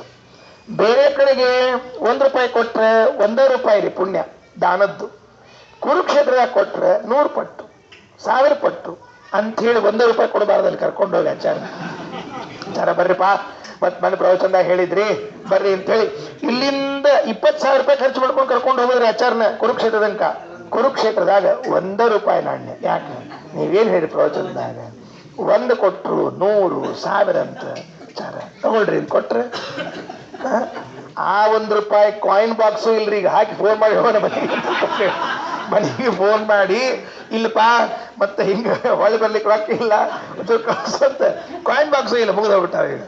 ಆದ್ರಿಂದ ಹಂಗೆಲ್ಲ ಮಾಡಬಾರ್ದು. ಆದ್ದರಿಂದ ಕುರುಕ್ಷೇತ್ರದಲ್ಲಿ ವಿಶೇಷ ಪುಣ್ಯ. ಅದಕ್ಕೆ ಒಂದು ಮಾತು ಹೇಳ್ತಿರ್ತಾರೆ, ಕುರುಕ್ಷೇತ್ರಂ ಗಮಿಷ್ಯಾಮಿ ಕುರುಕ್ಷೇತ್ರೇವ ಶಾಮ್ಯಹಂ. ಹಿಂಗೆ ಹೇಳ್ತಿರ್ಬೇಕಂತ, ಕುರುಕ್ಷೇತ್ರಕ್ಕೆ ಹೋಗ್ತೀನಿ ಅಲ್ಲಿ ವಾಸ ಮಾಡ್ತೀನಿ, ಬದರಿಗೆ ಹೋಗ್ತೀನಿ ಅಲ್ಲಿ ವಾಸ ಮಾಡ್ತೀನಿ, ಕಾಶಿಗೆ ಹೋಗ್ತೀನಿ ಅಲ್ಲಿ ವಾಸ ಮಾಡ್ತೀನಿ ಅಂತ ಹಿಂಗೆ ಹೇಳ್ತಿರ್ಬೇಕಂತ. ಸಾಕು, ಬೇಕಾಷ್ಟ ವಿಶಿಷ್ಟ ಪುಣ್ಯ ಬರ್ತದಂತ. ಅದಕ್ಕೆ ಅಂತಹ ಕ್ಷೇತ್ರಕ್ಕೆ ಆಚಾರ್ಯರು ಬಂದರು ಅಂತ ಈಗ ಮುಖ್ಯ ಕಥೆ. ರಾಜ್ಞೋ ರಾಜ್ಞಾಂ ತ್ರಿದಿವ ಪದವೀಂ ಕೌರವಂ ಕ್ಷೇತ್ರಮಾಪ್ತಃ. ರಾಜ್ಞಾಂ ರಾಜರ ತ್ರಿದಿವ ಪದವೀಂ ಅಂದ್ರೆ ಸ್ವರ್ಗಕ್ಕೆ ಮಾರ್ಗ ಯಾವುದು? ಕೌರವಂ ಕ್ಷೇತ್ರ. ಯಾರು ಕೌರವರ ಯುದ್ಧ ಭೂಮಿಯಲ್ಲಿ ಕುರುಕ್ಷೇತ್ರದಲ್ಲಿ ಸತ್ತಿದ್ದಾರೋ ಅವರೆಲ್ಲ ಸ್ವರ್ಗಕ್ಕೆ ಹೋಗಿದ್ದಾರೆ. ಕೌರವಂ ಕ್ಷೇತ್ರಮಾಪ್ತಃ ಸಸ್ಮಾರಾತಸ್ವವಿಹತಿ ಪತದ್ಹಸ್ತಿ ಯುದ್ಧೋತ್ಸವಾನಾಂ. ಆ ಕುರುಕ್ಷೇತ್ರದಲ್ಲಿ ಬಂದು ನಿಂತಾಗ ಆನಂದ ತೀರ್ಥ ಭಗವತ್ಪಾದಾಚಾರ್ಯರು ತೋರಿಸಿ ತೋರಿಸಿ ಹೇಳ್ತಿದ್ರಂತೆ, ನೋಡು ಇಲ್ಲಿ ನಾನು ನಿಂತು ಯುದ್ಧ ಮಾಡ್ತಾ ಇದ್ದೆ ಭೀಮನಾದಾಗ, ಇಲ್ಲ ದುರ್ಯೋಧನ ನಿಂತ್ಕೊಂಡಿದ್ದ, ಇಗೋ ಇಗೋ ಇಲ್ಲಿ ದುಶ್ಯಾಸನ ನಿಂತಿದ್ದ, ಇಗೋ ಇಲ್ಲಿ ಭೀಷ್ಮಾಚಾರ್ಯ ನಿಂತಿದ್ರು ಅಂತ ಹೇಳಿ ಎಲ್ಲ ತೋರಿಸಿ ತೋರಿಸಿ ನಡೆಸ್ತಾ ಇದ್ರೆ ಶಿಷ್ಯರಿಗೆ ಎಷ್ಟು ಆನಂದ ಆಗಬೇಡ. ಸುಮ್ಮೆಲ್ಲಕ್ಕೊಬ್ಬ ಶಿಷ್ಯ ಕಳಿದಂತ, ನಾವು ಏನ್ರ ಇದ್ವಿ ಆಚಾರ ಅಂತ. ಹೌದ್ರಿ, ನಾವು ಏನ್ರ ಇದ್ವಿ ನಿಮ್ಮಿಂದ ಅಂದ್ರೆ ಹೌದು ನೀವು ಇದ್ದೆ ಅಂದ್ಬಿಟ್ರೆ ಆಚಾರ. ಈ ಶಿಷ್ಯರು ಅಲ್ಲೇ ವೃಂದಾವನ ಆಗ್ಲಿ ಅದೊಂದು ಸಂತೋಷ. ನೀವು ಇದ್ದೇನೆ ಅಂತ ತಿಳ್ಕೋಬೇಕು. ಒಬ್ಬರು ಧೈರ್ಯ ಮಾಡಿದ್ರು, ಸತ್ಯತೀರ್ಥರು ಬಂದರು, ನಾನು ಇದ್ದೆ ಅಂತ ಅನ್ನೋದಾದ್ರೆ ಸ್ವಾಮಿ ನಿಮ್ಮ ಮಾತಿನ ಮೇಲೆ ವಿಶ್ವಾಸದ, ಆದರೂ ಕುತೂಹಲ, ನಾನು ಇದ್ದೆ ಅಂದ್ರೆ ಏನಾಗಿದ್ದೆ ಹೇಳ್ರಿ ಅಂದ್ರು. ಆಚಾರ್ಯ ಹೇಳಿದ್ರು, ನೀನು ಇಂಥೊಬ್ಬ ರಾಜನಾಗಿದ್ದಿ, ಇಂಥ ಆಯುಧವನ್ನ ನಿನ್ನ ಗದೆಯನ್ನು ಬಳಸಿದ್ದಿ ಅಂದ್ರು. ಎಲ್ಲಿದೆ ಗೊತ್ತಾ? ಇಗೋ ಇಲ್ಲಿದೆ ತೆಗಿ ಅಂತ ಹೇಳಿದ್ರು.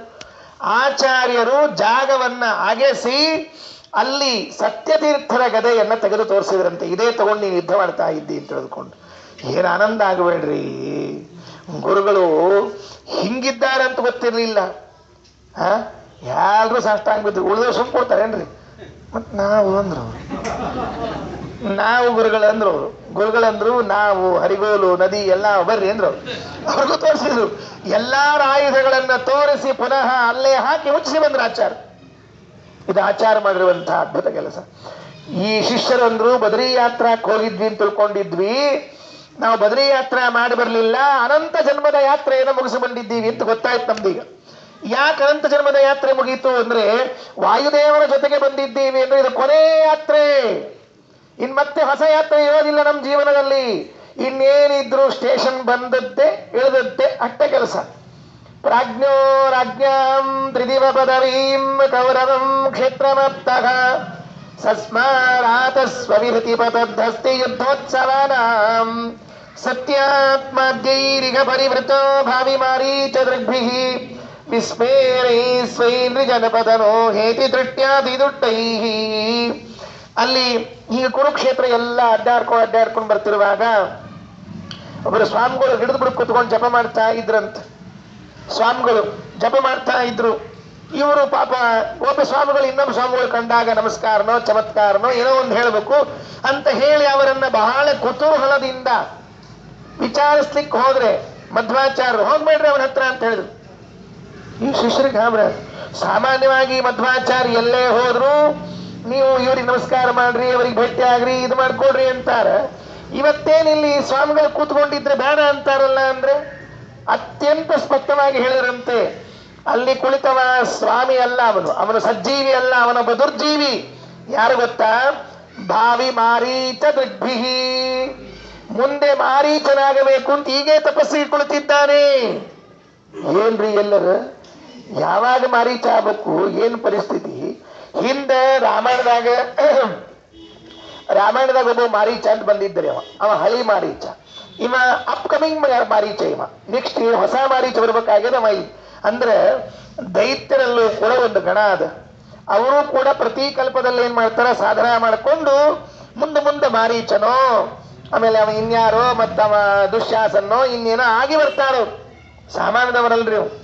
ಮಾರೀಚ ವಿಶ್ವಾಮಿತ್ರರ ಯಜ್ಞ ನಡೀತಿತ್ತು ನೋಡ್ರಿ. ಆ ವಿಶ್ವಾಮಿತ್ರರ ಯಜ್ಞಕ್ಕೆ ರಕ್ಷಣಾ ಬೇಕು ಅಂತ ರಾಮದೇವ್ ಕರ್ಕೊಂಡು ಹೋಗಿದ್ರಂತ. ರಾಮದೇವರು ಯಜ್ಞ ರಕ್ಷಣಾ ಮಾಡ್ತೀನಿ ಅಂತ ಸುತ್ತ ಸಂಚಾರ ಮಾಡ್ತಾ ಇದ್ರು. ಮಾಡೋ ಕಾಲಕ್ಕ ಮಾರೀಚ ಬಂದ. ಸುಬಾಹು ಮಾರೀಚ ಅಂತ ಬಂದಿದ್ರು. ರುದ್ರದೇವರ ವರ ಬೇರೆ. ಈ ಮೇಲಿನಿಂದ ಹಿಂಗ ಯಜ್ಞ ಮಂಟಪದಲ್ಲಿ ಯಜ್ಞದ ಮೇಲೆ ಹೊಲಸು ಮಾಂಸ ಮದ್ಯ ಎಲ್ಲ ಚೆಲ್ಲಬೇಕು ಅಂತ ರಾಮ ಸುಬಾಹುವನ್ನ ಕೊಂದ. ಮಾರೀಚರನ್ನ ಕೊಲ್ಲಿಲ್ಲ. ಯಾಕಂದ್ರೆ ಮುಂದಿನ ನಾಟಕದ ಇದೊಂದು ಕ್ಯಾರೆಕ್ಟರ್ ಅದ ಇರ್ಲಿ ಅಂತ ತಿಳ್ಕೊಂಡು ಹೇಳಿ ಒಂದು ಬಾಣ ಹೊಡೆದಂತ. ಈ ಬಾಣ ಹೊಡೆದ್ರೆ ಎಲ್ಲಿ ಗೊತ್ತೇನ್ರಿ ಹೊಡೆದದ್ ಬಾಣ? ಅಲ್ಲಿ ವಿಶ್ವಾಮಿತ್ರ ಆಶ್ರಮ ಪ್ರಾಯ ಮಧ್ಯಪ್ರದೇಶದಲ್ಲಿ ಎಲ್ಲ ಒಂದು ಕಡೆ ಇರ್ಬೇಕು. ಅಲ್ಲಿ ಹೊಡೆದ್ರೆ ಅವ ಎಲ್ಲಿ ಬಂದಿದ್ದು ಗೊತ್ತಿದ್ನು? ಗೋಕರ್ಣದ ಹತ್ರ ಸಮುದ್ರ ಇತ್ತು ನೋಡಿ, ಅಲ್ಲಿ ಬಂದು ಬಿದ್ದಿದ್ದಂತವ. ಎಲ್ಲಿ ಸಂಬಂಧ? ಎಲ್ಲಿಂದ ಎಲ್ಲಿ? ಪೂರ್ವಕ್ಕೆ ಹೋದ್ರೆ ಪಶ್ಚಿಮಕ್ಕೆ ಬಿದ್ದಂತ. ಅದೇನಂತ ಪೃಷ್ಠತಾಡನೆ ದಂತ ಭಂಗಾಪತ್ತಿ ಅಂತ ಹೇಳಿರಂತ. ಬೆನ್ನಿಗೆ ಹೊಡೆದ ಅಲ್ಲಿ ಬಿದ್ದು ಅಂತ ತಿಳ್ಕೊಂಡು ಅಲ್ಲಿ ಬಂದು ಬಿದ್ದಿದ್ದಂತ್ರಿ. ನಾವು ಬಂದು ಬಿದ್ದಾಗಿನಿಂದ ಅವತ್ತಿಂದ ಒಂದು ಸಂಕಲ್ಪ ಮಾಡಿದ್ದಂತವ. ಏನು ಅಂದ್ರೆ ಇನ್ನು ಮುಂದೆ ಎಲ್ಲಿ ರ ಅಂತ ಅಕ್ಷರ ಕೇಳಿಸ್ತಾವ ಯಾವುದು ನನಗೆ ಬೇಡ ಅಂದ್ಬಿಟ್ಟಿದ್ದಂತವ. ರವಾ ಉಂಡಿ, ರವಾ ಉಪ್ಪಿಟ್ಟು, ರವಾ ರಾಮ ಇವು ಯಾವ ಬೇಡ. ಯಾಕಂದ್ರೆ ರ ಅಂದ್ರೆ ಹೆದರಿಕೆ ಆಗ್ತಿತ್ತು. ಅವ್ರು ರ ಅಂದ ಕೂಡ ಇಟ್ಟು ಹೆದರಿಕೆ ಆಗ್ತಿತ್ತು. ಎಲ್ಲಿ ಬಂದು ಬಾಣ ಚುಚ್ಚೆ ಬಿಡ್ತಿರೋ ಅಂತ. ಅವತ್ತಿನಿಂದ ಅವ ಡಿಕ್ಷನರಿ ಒಳಗಿಂದ ರ ಅಕ್ಷರ ತೆಗೆದುಬಿಟ್ಟಿದ್ದವ. ಅದಕ್ಕೆ ಅವ ಉಪ್ಪಿಟ್ಟು ತಿಂತಿದ್ದಿಲ್ಲ ಅಂತ್ರಿ ಪಾಪ. ಯಾಕಂದ್ರೆ ರವಾ ಶ್ರಾದ್ದಕ್ಕೆ ಊಟಕ್ಕೆ ಹೋಗ್ತಿರ್ಲಂತ. ಯಾಕೆ ರವಾ ಉಂಡಿ ಶ್ರಾದ್ದಕ್ಕೆ ಹೋದ್ರು ಹಾಕ್ಸೋತಿರ್ಲಿಲ್ಲ ರವಾ ಪಾಯಸ. ಹಿಂಗೆ ಏನೇನು ರವಾ ರವಾ ರವಾ ಅಂತ ಇರ್ತಾವ. ಅದಕ್ಕೆ ರವರವ್ ನರಕಕ್ಕೆ ಹೋಗ್ಲಿಕ್ಕೆ ರೆಡಿ ಇದ್ದ ಹೊರತಾಗಿ ರ ಶಬ್ದ ಬೇಡಾಗಿತ್ತಂತೆ. ಆ ಪದವಿಗೆ ಬರ್ಲಿಕ್ಕೆ ಇನ್ನೊಬ್ಬ ಇವತ್ತು ತಪಸ್ಸು ಮಾಡ್ತಾ ಕೂತಿದ್ದಾನೆ. ಭಾವಿ ಮಾರೀಚ ದೃಗ್ಭಿಹಿ. ಇದನ್ನ ಪರಚಿತ್ತಾಭಿಜ್ಞತಾ ಅಂತ ಕರೀತಾರೆ. ಇನ್ನೊಬ್ಬರನ್ನು ನೋಡಿ ಇವರ ಮನಸ್ಸಿನಲ್ಲಿ ಏನದ, ಇವರು ಯಾರು ಅಂತ ತಿಳ್ಕೊಳ್ಳೋದು ಪರಚಿತ್ತಾಭಿಜ್ಞತೆ. ಇದು ಆಚಾರ. ಶಿಷ್ಯರಂದ್ರು ನೀವು ಹೇಳಿರಿಲ್ಲ ಒಪ್ತೀವಿ, ಟೆಸ್ಟ್ ಮಾಡಬೇಕು ಅಂತ ಒಂಚೂರು ಆಶಾ ನಮ್ಗೆ ಯಾವಾಗಲೂ ಹಂಗೆ ರೀ. ಹೇಳಿದ್ಮೇಲೆ ಒಂಚೂರು ಟೆಸ್ಟ್ ಮಾಡಬೇಕು ಅಂತ ಹೇಳಿ ಅದಕ್ಕೆ ಸಾರು ಮತ್ತು ಅಡುಗೆ ಇರ್ತಾವಲ್ಲ ಒಂಚೂರು ಟೆಸ್ಟ್ ಮಾಡಿ ಹಾಕ್ಕೊಳ್ಳೋದ್ರಿ ಊಟಕ್ಕೆ. ಅಂದ್ರೆ ಚಲೋ ಆಗಿದ್ರೆ ಗೊತ್ತಾಗ್ತಿರ್ತದೆ. ಸುಳ್ಳ ಆಮೇಲೆ ಎಲ್ಲಿ ಮೇಲೆ ಹಾಕೋಣ, ಉಪ್ಪು ಕಡಿಮೆ ಹಿಂಗೆ ಅಂತ ಮತ್ತೆ ಉಪ್ಪು ಹಾಕ್ಲಿಕ್ಕೆ ಹೋಗಿ ಹಿಂಗೆ ಆಗೋದು ಬೇಡ ಅಂತ ತಿಳ್ಕೊಂಡು ಹೇಳಿ ಒಮ್ಮೆ ಹಿಂಗಾಗಿತ್ತು ಹೇಳ್ತೀನಿ. ಒಬ್ಬರು ಆಚಾರ್ಯರು ಪ್ರವಚನಕ್ಕೆ ಹೋಗಿದ್ರಂತ. ಪ್ರವಚನದಾಗ ದಿವಸ ಪ್ರವಚನ ಮಾಡಿ ಬರಬೇಕು. ಒಬ್ಬ ಅಜ್ಜಿ ಮಡಿ ಹೆಣ್ಮಗಳು ಅಡಿಗೆ ಮಾಡ್ತಿದ್ರು. ಒಂದು ದಿವಸ ಉಪ್ಪು ಕಡಿಮೆ ಆಗಿಲ್ಲ, ಖಾರ ಹೆಚ್ಚಾಗಿಲ್ಲ, ಏನಾಗಿಲ್ಲ, ಬರೋಬ್ಬರಿ ಅಡಿಗೆ ಮಾಡಿದ್ಲಂತ. 6 ದಿವಸ 8 ದಿವಸ ಆಚಾರ ನೋಡಿದ್ರು. ಇವರು ಎಚ್ಚರಿಕೆ ಉಪನ್ಯಾಸ ಹೋಗೋದು ಅಡಿಗೆ ಮುಗಿಸ್ಕೊತ ಬಿಡ್ತಿರಕ್ಕೆ. ಅವರಿಗೆ ಆಚಾರ್ಯ ಏನಂದ್ರೆ ಇಷ್ಟ ಕೈ ಕೂತದೆ ಹೆಣ್ಮಗಳಿಗೆ. ಅದು ಪರ್ಫೆಕ್ಟ್. ಒಗ್ಗರಣೆ ಹೊತ್ತೋಂಗಿಲ್ಲ, ಏನಿಲ್ಲ, ಏನು ಆಶ್ಚರ್ಯ. ಸರಿ ಅಂತ ತಿಳ್ಕೊಂಡು ಹೇಳಿ ಒಂದ್ ದಿವಸ ಏನಾಯ್ತು, ಸುದೈವಕ್ಕೆ ಪ್ರವಚನ ಲಘು ಇತ್ತು. ಆ ಹೆಣ್ಮಗಳ ಅಡಿಗೆ ಲೇಟ್ ಮಾಡಿದ್ಲು. ಇವತ್ತು ಚಾನ್ಸ್ ಅದ ಬಾ ಅಂತ ಆಚಾರ ಮಂಗಳ ಮಾಡಿ ಉರ್ಕೋತ ಹೋಗಿ ನೋಡ್ತಾರೆ ಅಡಿಗೆ ಮನ್ಯಾಗ. ಆ ಹೆಣ್ಮಗಳೆಲ್ಲ ಕೈ ಹಾಕೊಂಡು ನೋಡಿ ನೋಡಿ ಬರೋಬ್ಬರಿಲ್ಲ. ಆಚಾರ ಅಂದ್ರು ನಮ್ದು ಮಂಗಳಾತಿ ಇವತ್ತು ಅಂದ್ರು. ಆಕಿ ಮೊದಲು ತಗೊಂಡು ಆಮೇಲೆ ದೇವ್ರ ನೈವೇದ್ಯ, ಆಚಾರ ನೈವೇದ್ಯ. ಅದಕ್ಕೆ ಹಿಂಗಾಗಬಾರ್ದು ನೋಡ್ರಿ. ಅದಕ್ಕೆ ಒಂದು ಟೆಸ್ಟ್ ಮಾಡ್ಬೇಕಲ್ಲ, ಟೆಸ್ಟ್ ಡ್ರೈವ್ ಅಂತ ಇರ್ತದಲ್ಲ, ಹಂಗೆ ಟೆಸ್ಟ್ ಮಾಡ್ತೀವಿ ಅಂದ್ರೆ ಇದಕ್ಕೆ ಇವು ಮಾರೀಚ್ ಹೌದೋ ಅಲ್ಲೋ ಅಂತ. ಆಚಾರ ಒಂದೇ ಮಾತು ಹೇಳಿದ್ರು, ನೋಡಿ ಒಂದು ಟೆಸ್ಟ್ ಮಾಡ್ಬೇಕಲ್ಲ. ನಂದೇನು ಬೇಡವೇ ಬೇಡ, ಭಗವದ್ಗೀತೆ 16ನೇ ಅಧ್ಯಾಯವನ್ನು ತೆಗೆದುಕೊಂಡು ಹೋಗ್ರಿ ಕೈಲಿ ಹಿಡ್ಕೊಂಡು. ಏನು? ಈಶ್ವರ ಅಹಂ ಭೋಗಿ ಸಿದ್ಧ ಬಲವಾನ್ ಸುಖಿ ಕೋನ್ಯಸ್ತಿ ಸದೃಶೋಮಯ. ಈ ಲಕ್ಷಣಗಳು ಅವನ ಬಾಯಿಂದ ಬರ್ತಿತ್ತು ಅಂದ್ರೆ ಅವನ ದೈತ್ಯ ಅಂತ ತಿಳ್ಕೊಳ್ರಿ. ಇದು ಹೋಗಿ ಕೇಳಿದ್ರು, ನೀವೇನ್ ತಪಸ್ ಮಾಡ್ತಾ ಇದ್ದೀರಿ, ಎಂಥ ಚಂದ, ನಿಮ್ ಹಂಗ ಯಾರು ಇದ್ದಾರೆ ನೀ ಪ್ರಾಂತೊಳಗಂತೀರೇ? ನನ್ನಂಗೆ ಇನ್ಯಾರು ಇರ್ತಾರೆ ಅಂದ. ಅರ್ಥ ಆಯ್ತು, ನನ್ನಂಗೆ ಇನ್ಯಾರು ಇರ್ತಾರೆ ಅಂತ ಅಂದ ಕೂಡಲೇ ಕೃಷ್ಣನ ಲಕ್ಷಣ ಬಂತು. ಕೋನ್ಯೋಸ್ತಿ ಸದೃಶೋಮಯ, ನನ್ನ ಸಮ ಇನ್ಯಾರು ಇದ್ದಾರೆ ಅಂತ ಅನ್ಕೊಂಡ್ರು ಅಂದ್ರೆ ಅದು ದೈತ್ಯರ ಲಕ್ಷಣ. ಅದ್ಮೇಲೆ ತಿಳ್ಕೊಂಡ್ರಂತೆ. ಇದು ಆಚಾರ್ಯ ಕುರುಕ್ಷೇತ್ರದಲ್ಲಿ ನಡೆಸಿರುವಂತಹ ಮತ್ತೊಂದು ಘಟನೆ. ಪ್ರಾಜ್ಞೋ ರಾಜ್ಞಾಂ ತ್ರಿದಿವ ಪದವೀಂ ಕೌರವಂ ಕ್ಷೇತ್ರಮಾಪ್ತಃ ಸಸ್ಮಾರಾತ ಸ್ವವಿಹತಿ ಪತದ್ಧಸ್ತಿ ಯುದ್ಧೋತ್ಸವಾನಾಂ ಸತ್ಯಾತ್ಮಾದ್ಯೈರಿಹ ಪರಿವೃತೋ ಭಾವಿ ಮಾರೀಚ ದೃಗ್ಭಿಃ ವಿಸ್ಮೇರೈ ಸ್ವೈರ್ನಿಜನಪತನೋ ಹೇತಿ ದೃಷ್ಟ್ಯಾತಿ ದೃಷ್ಟೈಃ. ಇನ್ನೊಂದು ಋಷಿಕೇಶದಲ್ಲಿ ನಡೆದಿರುವಂತಹ ಒಂದು ಘಟನೆ. 50ನೇ ಶ್ಲೋಕ. ಏನು? ವಿಪ್ರಾತ್ಮೇಶ ಕ್ಷಣಾರ್ಥಂ ಕೃತನತಿರಶಿತಿ ಶ್ರೀ ಋಷಿಕೇಶ ದೇಶೇ ಸ್ಪಷ್ಟಂ ದೃಷ್ಟೋಪ್ಯದೃಷ್ಟಃ ಸಪದಿ ವಿಹಿತವಾನ್ ವಿಸ್ಮಯಂ ದೇಹಭಾಜಾಂ ಸ್ವಪ್ನೆ ಸ್ವಪ್ರೇರಿತಾನ್ಯಸ್ಥಲಗ ನಿಜ ನರೋ ಪಾರತೈರ್ಭಕ್ಷಭೋಜ್ಯೈಃ ಪ್ರಾಜ್ಯೈಃ ಪ್ರಾಭೋಜಯತ್ಸ್ವಂ ಗುರುಮಖಿಲ ಗುರುಂ ವೇದಯನ್ ವೇದ ಬಂಧುಂ. ಋಷಿಕೇಶದಲ್ಲಿ ಆಚಾರ್ಯರು ಇದ್ದಾಗ ಯಾವ ಮಠದಲ್ಲಿ ಆಚಾರ್ಯ ಹೇಳ್ಕೊಂಡಿದ್ರು ಅಲ್ಲೊಬ್ಬ ಬ್ರಾಹ್ಮಣ ಬಂದಂತೆ. ವಿಪ್ರಾತ್ಮೇಶಃ ಯಾರು? ಸ್ವಯಂ ರುದ್ರದೇವರು. ರುದ್ರದೇವರೇ ಬ್ರಾಹ್ಮಣನ ವೇಷದಲ್ಲಿ ಬಂದಿದ್ದಾರೆ. ವಿಪ್ರಾತ್ಮೇಶ ಕ್ಷಣಾರ್ಥಂ. ಈಶಃ ರುದ್ರದೇವರು ವಿಪ್ರಾತ್ಮ ಬ್ರಾಹ್ಮಣ ರೂಪದಲ್ಲಿ ಬಂದು ಏನಾಯಿತು ಅಂತ ಕೇಳಿದ್ರೆ, ಕೃತ ನತಿಹಿ ಬಂದು ಬ್ರಾಹ್ಮಣನಾಗಿದ್ದವನು ಸಾಷ್ಟಾಂಗ ಮಧ್ವಾಚಾರ್ಯಗೆ ನಮಸ್ಕಾರ ಹಾಕಿ, ಕ್ಷಣಾರ್ಥಂ ಸ್ವಾಮಿ ಇವತ್ತು ನಮ್ಮನೇಲಿ ಭಿಕ್ಷಾ ಸ್ವೀಕಾರ ಮಾಡ್ಬೇಕು ನೀವು. ಏನ್ ಆಶ್ಚರ್ಯ! ರುದ್ರದೇವರು ಬಂದು ಆಮಂತ್ರಣ ಕೊಟ್ಟರು ವಾಯುದೇವರಿಗೆ, ಮಧ್ವಾಚಾರ್ಯರಿಗೆ, ನೀವು ನಮ್ಮನೆಗೆ ಬಂದು ಆಮಂತ್ರಣ ತಗೋಬೇಕು ಇವತ್ತು. ಕ್ಷಣಾರ್ಥಂ, ಕ್ಷಣ ಅಂದ್ರೆ ಊಟ ಅಂತ ಅರ್ಥ, ಊಟಕ್ಕಾಗಿ. ಕ್ಷಣಾರ್ಥಂ ಅಂದ್ರೆ ಭಿಕ್ಷಾ ಸ್ವೀಕಾರಕ್ಕಾಗಿ ಬರಬೇಕು. ಆಯ್ತು ಅಂತ ಹೇಳಿ ಆಮಂತ್ರಣ ಕೊಟ್ಟರು. ಶಿಷ್ಯರು ನೋಡ್ತಿದ್ರಂತೆ, ಇವ್ರ್ಯಾರು ಇವರು ಗೊತ್ತಾಗಿ ಎಲ್ಲೂ ನೋಡಿದಂಗಿಲ್ವಲ್ಲ ಅಂತ ಅನ್ಕೊಳ್ತಿದ್ರೆ, ಎಲ್ಲರ ಎದುರಿನಲ್ಲಿ ಹೀಗೆ ಬಂದು ಅದಕ್ಷಣ ಹೋಗ್ಬಿಟ್ಟು ಎಲ್ಲರ ಕಣ್ಣಿನಲ್ಲಿ ಸ್ಪಷ್ಟಂ ದೃಷ್ಟೋಪ್ಯದೃಷ್ಟ. ಮೊದಲು ಸ್ಪಷ್ಟನಾಗಿ ಕಂಡವರು ಅನಂತರದಲ್ಲಿ ಅದೃಶ್ಯರಾಗಿ ಬಿಟ್ರು. ಸಪದಿ ವಿಹಿತವಾನ್ ವಿಸ್ಮಯಂ ದೇಹ ಭಾಜಾಂ. ಇಲ್ಲಿ ಎಲ್ಲಿ ಬರಬೇಕು ಅಂತ ಒಂದು ಸ್ಥಳ ಹೇಳಿ ಹೋಗಿದ್ರು. ಇಲ್ಲಿ ಎದುರು ಪ್ರತ್ಯಕ್ಷ ಬಂದ ಆಚಾರ್ಯ ಹೇಳಿ ಹೋಗಿದ್ರು. ಆ ಜಾಗದಲ್ಲಿ ಅಂದ್ರೆ ಅದು ಇನ್ನೊಂದು ರುದ್ರದೇವರ ಗುಡಿಯರು. ಆ ಪುರೋಹಿತನಿಗೆ, ಅರ್ಚಕನಿಗೆ ಸ್ವಪ್ನದಲ್ಲಿ ಬಂದು ಹೇಳಿದ್ರಂತೆ ಹಿಂದಿನ ದಿವಸ, ಸ್ವಪ್ನೇ ಸ್ವಪ್ರೇರಿತಾನ್ಯ ಸ್ಥಳಗ ನಿಜ ನರೋಪಾಹತೈರ ಭಕ್ಷ ಭೋಜ್ಯೈಹಿ. ನೋಡು, ನಾಳೆ ಇಷ್ಟೊತ್ತಿಗೆ ಇಲ್ಲಿ ನಮ್ಮ ಗುರುಗಳು ಬರ್ತಾರೆ, ಊಟ ತಯಾರಿ ಮಾಡಿಡು ಅಂತ ಹೇಳಿದ್ರು ಅವ್ಗೆ. ಆ ಅರ್ಚಕ ಗಾಬರಿ, ನಮಗ ರುದ್ರದೇವರೇ ದೊಡ್ಡವರು, ಅವ್ರಿಗೆ ಗುರುಗಳು ಬೇರೆ ಇದ್ದಾರೆ ಅಂದ್ರೆ ಯಾರು ಬರ್ತಾರೆ ಹೇಳಿದ್ರಂತ. ಹಿಂಗಿರ್ತದ, ಹಿಂಗಿರ್ತಾರ, ಹಿಂಗ್ ಬರ್ತಾರ ಅಂತ ತಿಳ್ಕೊಂಡು ಹೇಳಿ ಅವ ಅಡಿಗೆ ಮಾಡಿಕೊಂಡು ಕಾಯ್ಕೊಂಡು ತಯಾರಾಗಿ ಕೂತಿದ್ದಂತ. ಸರಿಯಾದ ಸಮಯಕ್ಕೆ ಆಚಾರ್ಯ ಒಳಗೆ ಪ್ರವೇಶ ಮಾಡಿದ ಕೂಡಲೇ ಆನಂದ ಆಯಿತು. ತ್ರೈಲೋಕ್ಯಾಚಾರ್ಯ ಪಾದೋಜ್ವಲ ಜಲಜಲ ಸತ್ ಮಾಂಸಗೋಸ್ಮಾನ್ ಪುನಂತು. ಆಹಾ ಆಹಾ, ನಮ್ಮ ರುದ್ರದೇವರ ಗುರುಗಳೇ ಇವರೆಲ್ಲ ವೀರ ವೈಷ್ಣವರು. ವೈಷ್ಣವಾನಾಂ ಯಥಾ ಶಂಭು. ರುದ್ರದೇವರಂಥ ವಿಷ್ಣು ಭಕ್ತರು ಇನ್ನೊಬ್ಬರಿಲ್ಲ, ವಿಷ್ಣು ಭಕ್ತರು ಇನ್ನೊಬ್ಬರಿಲ್ಲ. ವಾಯುದೇವರಿಗೆ ಅಷ್ಟು ಸೇವೆಯನ್ನು ಮಾಡ್ತಾರೆ. ಅಲ್ಲಿ ರುದ್ರದೇವರು ಋಷಿಕೇಶದಲ್ಲಿ ಬಂದು ಪೂಜಾರಿಗೆ ಹೇಳಿಸಿ ಊಟಕ್ಕೆ ಹಾಕಿಸಿ ಆಚಾರ್ಯರು ತಮ್ಮನೆಯಲ್ಲಿ ಭಿಕ್ಷಾ ಸ್ವೀಕಾರ ಮಾಡುವ ಹಾಗೆ ನಡ್ಕೊಂಡ್ರು ಅಂತ ಹೇಳ್ತಾರೆ. ಇದು ಈ ಕಥೆ 50ನೇ ಶ್ಲೋಕದಲ್ಲಿ. ಇದಾದ ಮೇಲೆ ಇನ್ನೊಂದು ಊರು ಇಶುಪಾತ ಅಂತ ಹೆಸರಂತೆ. 51ನೇ ಶ್ಲೋಕ. ಅವಾಪ್ತವಾನ್ ಪುನಃ ಇಶುಪಾತಂ ಅಸ್ಮರತ್ ರಮಾಪತಿಂ ಸ ಪರಶುರಾಮ ಮಾದರಾತ್. ಅಲ್ಲಿ ಬಂದು ಇಶುಪಾತ ಎಂಬ ಸ್ಥಳಕ್ಕೆ ಬಂದು ಪರಶುರಾಮ ದೇವರ ಸ್ಮರಣೆ ಮಾಡಿದ್ದಾರೆ. ಅಲ್ಲೊಂದು ಘಟನೆ ಆಯಿತಂತೆ. ಏನು, ಆಚಾರ್ಯರಿಗೆ ಹಿಂದಕ್ಕೆ ಈ ಜಾಗಕ್ಕೆ ಬಂದಿದ್ದಾರೆ ಅನೇಕ ಬಾರಿ. ಈ ಬಾರಿ ಬಂದಾಗ ವಯಸ್ಸು ಹೆಚ್ಚಾಗಿತ್ತಲ್ಲ, ಹಾಗಾದರೆ ದೇಹದ ಪರೀಕ್ಷೆಯನ್ನು ಮಾಡೋಣ ಅಂತ ಹೇಳಿ 1,000 ಬಾಳೆಹಣ್ಣು ತಂದಿಟ್ಟಂತೆ. 1,000 ಬಾಳೆಹಣ್ಣನ್ನು ತಂದಿಟ್ಟಿದ್ದಾರೆ. ಸ ರಾಜಕೇಲಿ ಉರು ಕದಳಿ ಸಹಸ್ರಕ. ಅವು ಸಾದಾ ಬಾಳೆಹಣ್ಣು ಅಲ್ರಿ, ರಾಜಕೇಳಿ ಅಂತ ಕರೀತಾರೆ. ಅವಕ್ಕೆ ದೊಡ್ಡ ಸೈಜನ್ ಇರ್ಬೇಕು. ನಮ್ಮ ಏನಿರ್ತಾವ ನೋಡ್ರಿ ಅವು ಬಾಳೆಹಣ್ಣು ಅಂತ ಇರ್ತಾವ ನೋಡ್ರಿ, ಅವು ಯಾವುವು ಯಾಲಕ್ಕಿ ಬಾಳೆಹಣ್ಣು ಅಂತ ಇರ್ತದ ನೋಡ್ರಿ. ಅವು ಯಾಲಕ್ಕಿ ಬಾಳೆಹಣ್ಣು ಅಂದ್ರೆ ಅಡ್ಡಿ ಇಲ್ರಿ, ಒಂದ್ ಸ್ವಲ್ಪ 3-4 ಇಂಚರ ಇರ್ತಾವ. ಮರಿ ಯಾಲಕ್ಕಿ ಅಂತ ಇರ್ತಾವ ನೋಡ್ರಿ, ಅಂದ್ರೆ 2 ಇಂಚಿನ ಇಷ್ಟೇ ಇರ್ತಾವ್ರಿ ಮರಿ ಯಾಲಕ್ಕಿ. ಗೊತ್ತಿಲ್ಲ, ನೋಡಿಲ್ಲ ನೀವು? ನೋಡ್ಬಿಡ ಅಂದ್ರೆ ಅವು ಹಿಂಗ್ ಸಿಪ್ಪಿ ಸುಲಿದು ಮುರಿಬೇಕು ಅಂತ ಪ್ರಸಂಗ ಇರಂಗಿಲ್ರಿ. ಅದನ್ನೆಲ್ಲ ಯದ್ಗತ್ವಾನ ನಿವರ್ತಂತೆ, ಯದ್ಗತ್ವಾನ ನಿವರ್ತಂತೆ ತದ್ಧಾಮ ಪರಮಂ ಮಮ.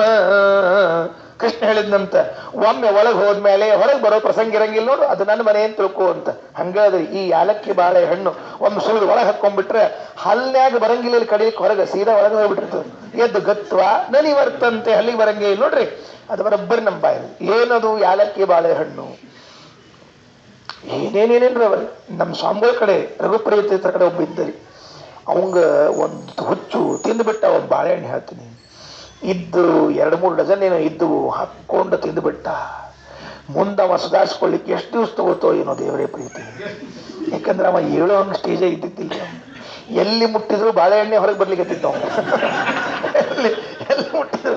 ಈಗ ಸಾಮಾನ್ಯ ಜಾಸ್ತಿ ಮಾಡ್ತಿರ್ತಾರೆ ಕೆಲವೆಲ್ಲ ಅಂತಿರ್ತಾವ್ರಿ, ಶುಗರ್ ಪಗರ್ ಜಾಸ್ತಿ ಆಗಿದ್ರೆ ನಮ್ಮಲ್ಲಿ ಎಲ್ಲಿ ಮುಟ್ಟಿದ್ರು ಸಕ್ಕರೆ ಫ್ಯಾಕ್ಟ್ರಿ ಅಂತ ಹಿಂಗೆ ಅಂತಿರಂಗಿಲ್ಲ.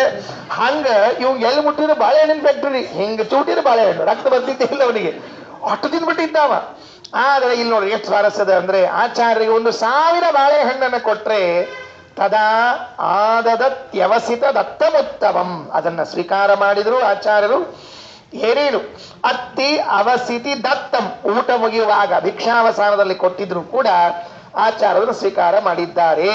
ಇನ್ನು 52ನೇ ಪದ್ಯ, ಇದರಲ್ಲಿ ಒಂದು ಕಥೆ ಇದೆ. ಇನ್ನ ಮುಂದಿನ ಶ್ಲೋಕ ಒಂದು ಹೇಳಿ ನಿಲ್ಲಿಸ್ತೇನೆ, ನಾಳೆ ದಿವಸ ಉಳಿದ್ರೆ ಹೇಳೋಣ, ಏನು ತೊಂದರೆ ಇಲ್ಲ ನಮಗೆ. 3 ಶ್ಲೋಕ. 52ನೇ ಶ್ಲೋಕದಲ್ಲಿ ಏನು ಅಂದ್ರೆ, ಗೋವಾಕ್ ಬಂದ್ರಂತ ಆಚಾರ ಸಂಚಾರತ್ವೇನು. ಗೋವಾಕ್ ಬಂದಾಗ ನಿಮಗೆ ಹೇಳಿದ್ರೆ ಆಶ್ಚರ್ಯ ಆಗ್ತದೆ. ಇವತ್ತು ನಮಗೆ ಗೋವಾ ಅಂತ ಕೇಳಿದರೆ ಅದರಲ್ಲಿ ಬರೇ ಇನ್ನೊಂದು ಸಮಾಜದವರೇ ತುಂಬಿಕೊಂಡಂಗೆ ಕಾಣಿಸ್ತದೆ. ಅಲ್ಲಿ ಇದ್ದ ಎಲ್ಲ ಸಾರಸ್ವತ ಬ್ರಾಹ್ಮಣರು, ಪಾಪ ಬ್ರಾಹ್ಮಣರೇ ಇದೊಂದು ಭಾಗ, ಅದು ಅವರನ್ನೆಲ್ಲ ಅಲ್ಲಿಂದ ಹೊಡೆದು ಬಡದು ಓಡಿಸಿ ಅವರ ಆಸ್ತಿ ಪಾಸ್ತಿಯನ್ನೆಲ್ಲ ಸರ್ವನಾಶ ಮಾಡಿದವರು ಈ ಬ್ರಿಟಿಷರು. ಬ್ರಿಟಿಷ್ ಅಲ್ಲ, ಅವ್ರಿಗೂ ಹಿಂದೆ ಬಂದವರು ಪೋರ್ಚುಗೀಸರು. ಆ ಪೋರ್ಚುಗೀಸರೇ ಇದು ನೋಡಿ, ಅವರು ಮೊದಲು ಬಂದು ಕಾಲಿಟ್ಟು ಸತ್ಯಾನಾಶ ಮಾಡಿದ್ದಾರೆ.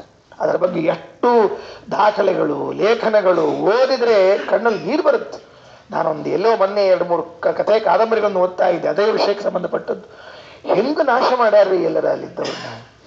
ಆ ಇಡೀ ಗೋವಾದೊಳಗೆ ಎಲ್ಲ ತುಂಬ ಬ್ರಾಹ್ಮಣರು, ಬರೀ ಬ್ರಾಹ್ಮಣರು, ಬೇರೆಯವರು ಇದ್ದಿದ್ದಿಲ್ಲ ಅಂತಲ್ಲ, ಎಲ್ಲರೂ ಅನ್ಯೋನ್ಯವಾಗಿದ್ದವರು.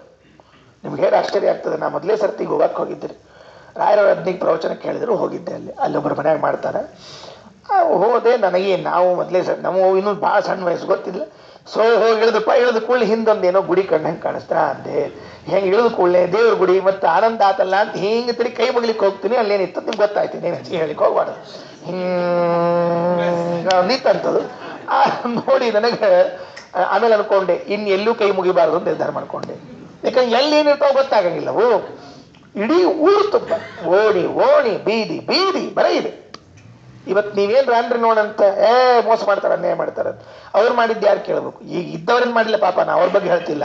ಅವ್ರ ಹಿರಿಯರು ಯಾರಿದ್ದಾರೆ, ಅವ್ರು ಮಾಡಿದ್ದು ಅನ್ಯಾಯವೇ ಅಲ್ಲವೇ? ಮತ್ತೆ ಅಂತಹ ಸ್ಥಳದಲ್ಲಿ ನೋಡ್ರಿ ಆಚಾರ್ಯರು ಹೋದಾಗ ಗೋವಾ ಕ್ಷೇತ್ರಕ್ಕೆ, ಸಶಂಕರ ಪದದ್ವಿಜೋಪಹೃತಮಾಪ್ಯ ಗೋವಾಕ್ಯಗಾಂ ಗರಿಷ್ಠ ಕದಲೀಲ ಸದ್ದಶತಿ ಚತುಷ್ಟಂ ಚರನ್ ಪಯಃ ಕಲಶ ಪಂಚಕತ್ರಿಕ ಯುಗಾಭಿ ಪೂರ್ಣಂ ಪಪೌ ಅದೃಷ್ಟಗತಿರಪ್ಯಭೂ ನೃಪನುಮಂಡಲೈರುದ್ಯತೈ.